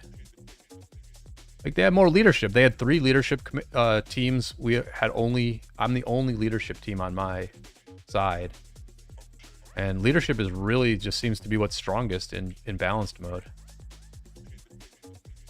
Guess I can leave here.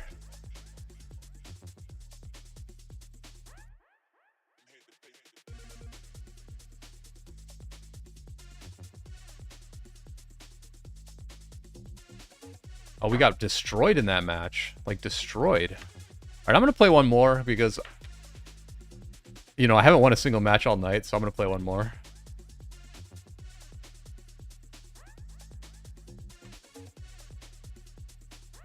At least I have my commanders set up for the whole Olympia season, so now I can just play it every week.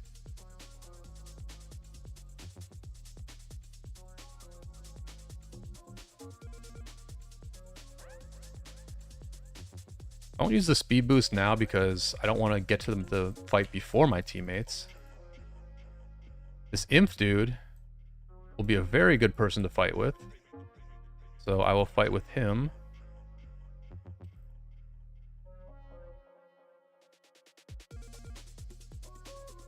Give everybody a rage buff.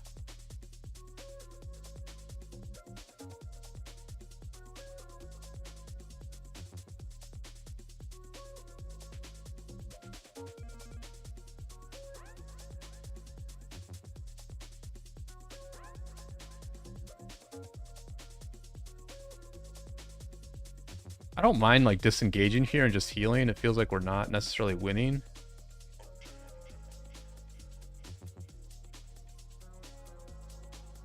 Guess I can pull the Lucci and heal with him, maybe? Maybe pull the Huo also? Stay with the Shajar? This guy's chasing me, what the hell? That's alright, I'll kill him at the heal spot. That's fine.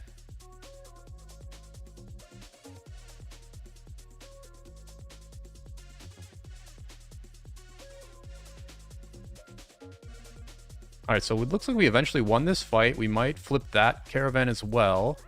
We've got this caravan. I'm healing.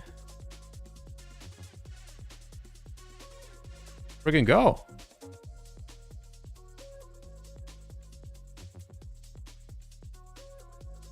I guess I'll go over here. This caravan's gonna respawn.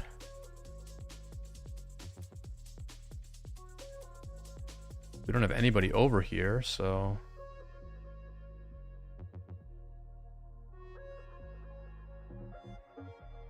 I will hit the rage now. Wait like 5 seconds and go in on this fool. There we go. Why not? I targeted the Lucci. I should probably have targeted the Guan. But look at he got melted. Look how bad I melted him there. Let's go.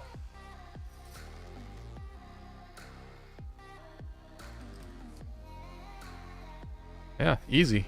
Easy. Should I stay with this or should I go help over here? I think we're winning pretty big here, so I'm just going to stay with this thing. Oh, I need to hit the, I need to hit this. Wait. No, it is pointing towards us.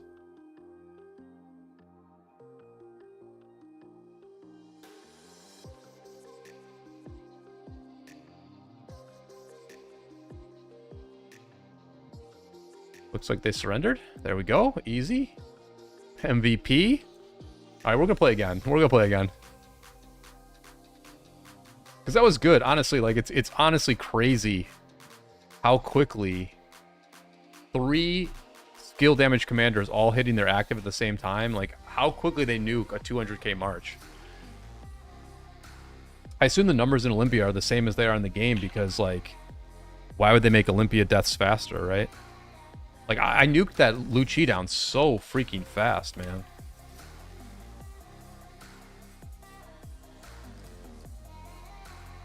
What the hell is this? Oh, I have, like, barely even ever played this map. Oh my gosh. I kind of remember this map, but, like, it's so weird.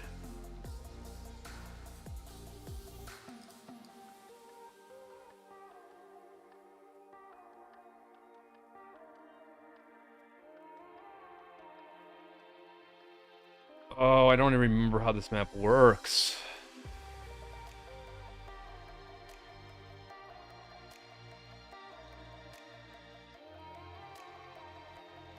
Oh, they like open up at different times or something? Oh man, I do not know how this map works at all.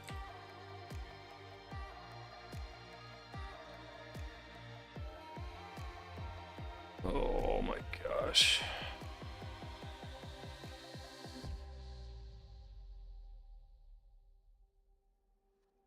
We're all just fighting in the middle, that's fine. Zook will be very good to have in this fight. That circular AoE will give monster value here. I'm hitting him from behind.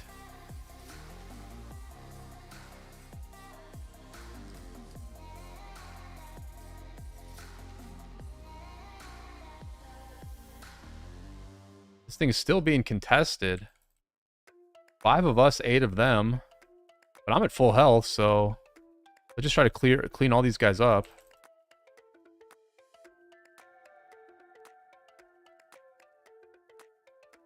Three versus 8. Let's friggin' go. They're all super low. I'm still alive. I don't know.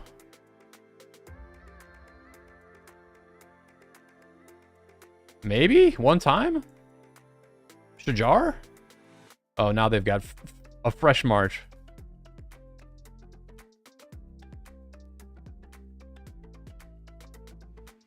Well. Space created. I'm just going to go back middle because I'm not really sure what's going on this map, honestly. I think the flags open at certain times and then they are not open at other times.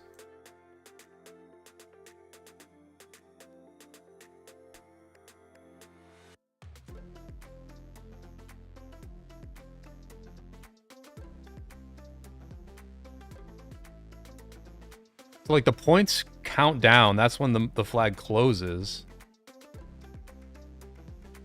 Man, who knows? And I guess when one flag closes, another one's going to open, obviously. Maybe I can grab this one?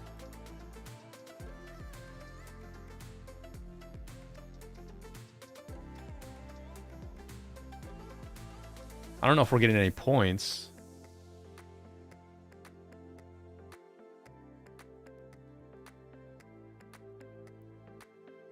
Dude, I don't mean, who knows? Who knows? Who friggin' knows? Bro, why would they... In a game mode that's, like, not even popular, why would they make a map that is this weird to play?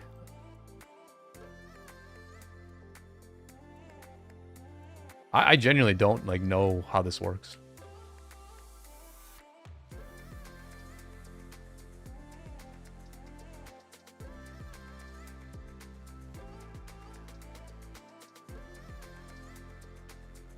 But this is obviously not a bad flag to be at. I'll silence these guys and then win.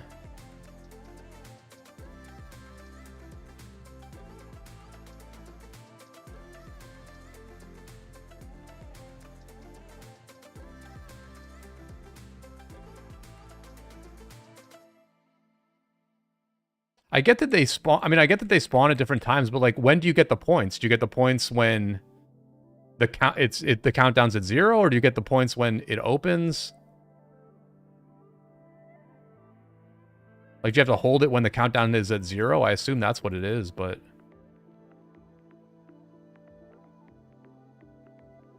I don't even want to kill these guys off. Foxus, how's it going?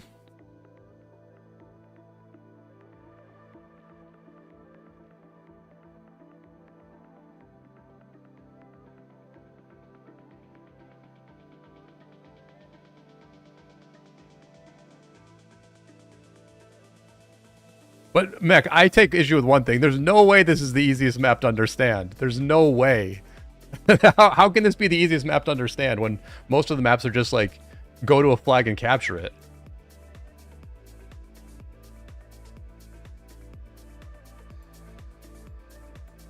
Like, am I supposed to go to this red flag now because it's counting down and we can, like, we can overtake it? I literally have no idea.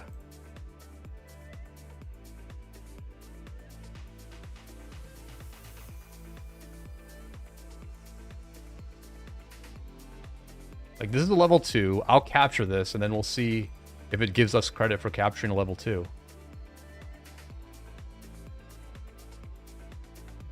Oh, we're not going to capture this one in time either.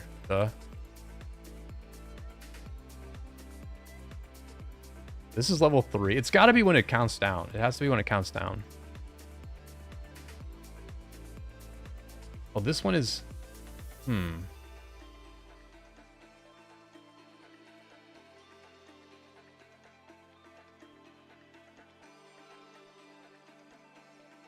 I'm sorry, this is dumb as hell.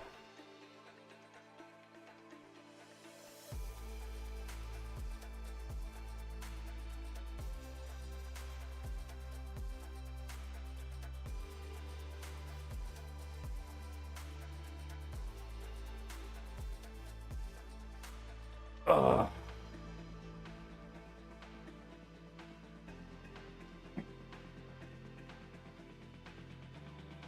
All right, I'm going to stay here because maybe they can retake this thing because there's a countdown on it. I don't friggin' know.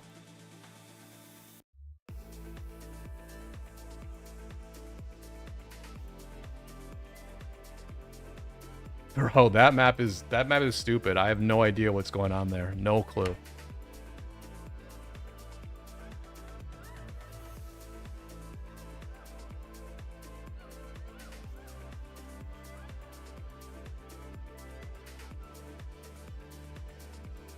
That was a lot of work for 2 heads, but we'll play it again. Let's see. Okay, let's look at the map. Let's read the map. Let's figure this out.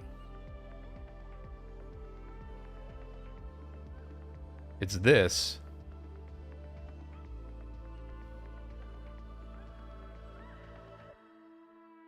So the countdown is...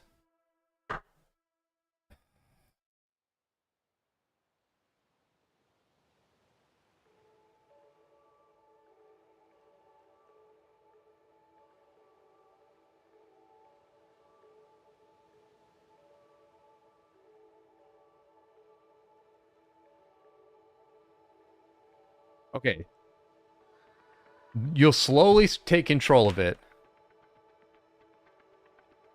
It starts with a lot of points and then it goes down. I guess whenever you control it, you're getting those points. So I think what I was doing wrong was I was going to a flag that had like almost no points left on it. So then there was like no value to going to that flag, basically. I should have waited for like a new flag to spawn and waited there because then I was going to get a bunch of points at first. So the points counting down are a countdown, but that's not like... That's not the point of it. Anyway, kind of a weird end to a very successful stream. I do appreciate everybody who hung out.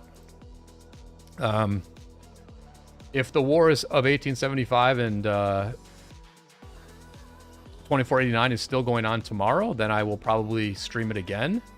This was great. Glad so many people hung out. Foxus, yeah, I'm in HDS, and hopefully your friends are enjoying 770. We did get a bunch of migrants recently.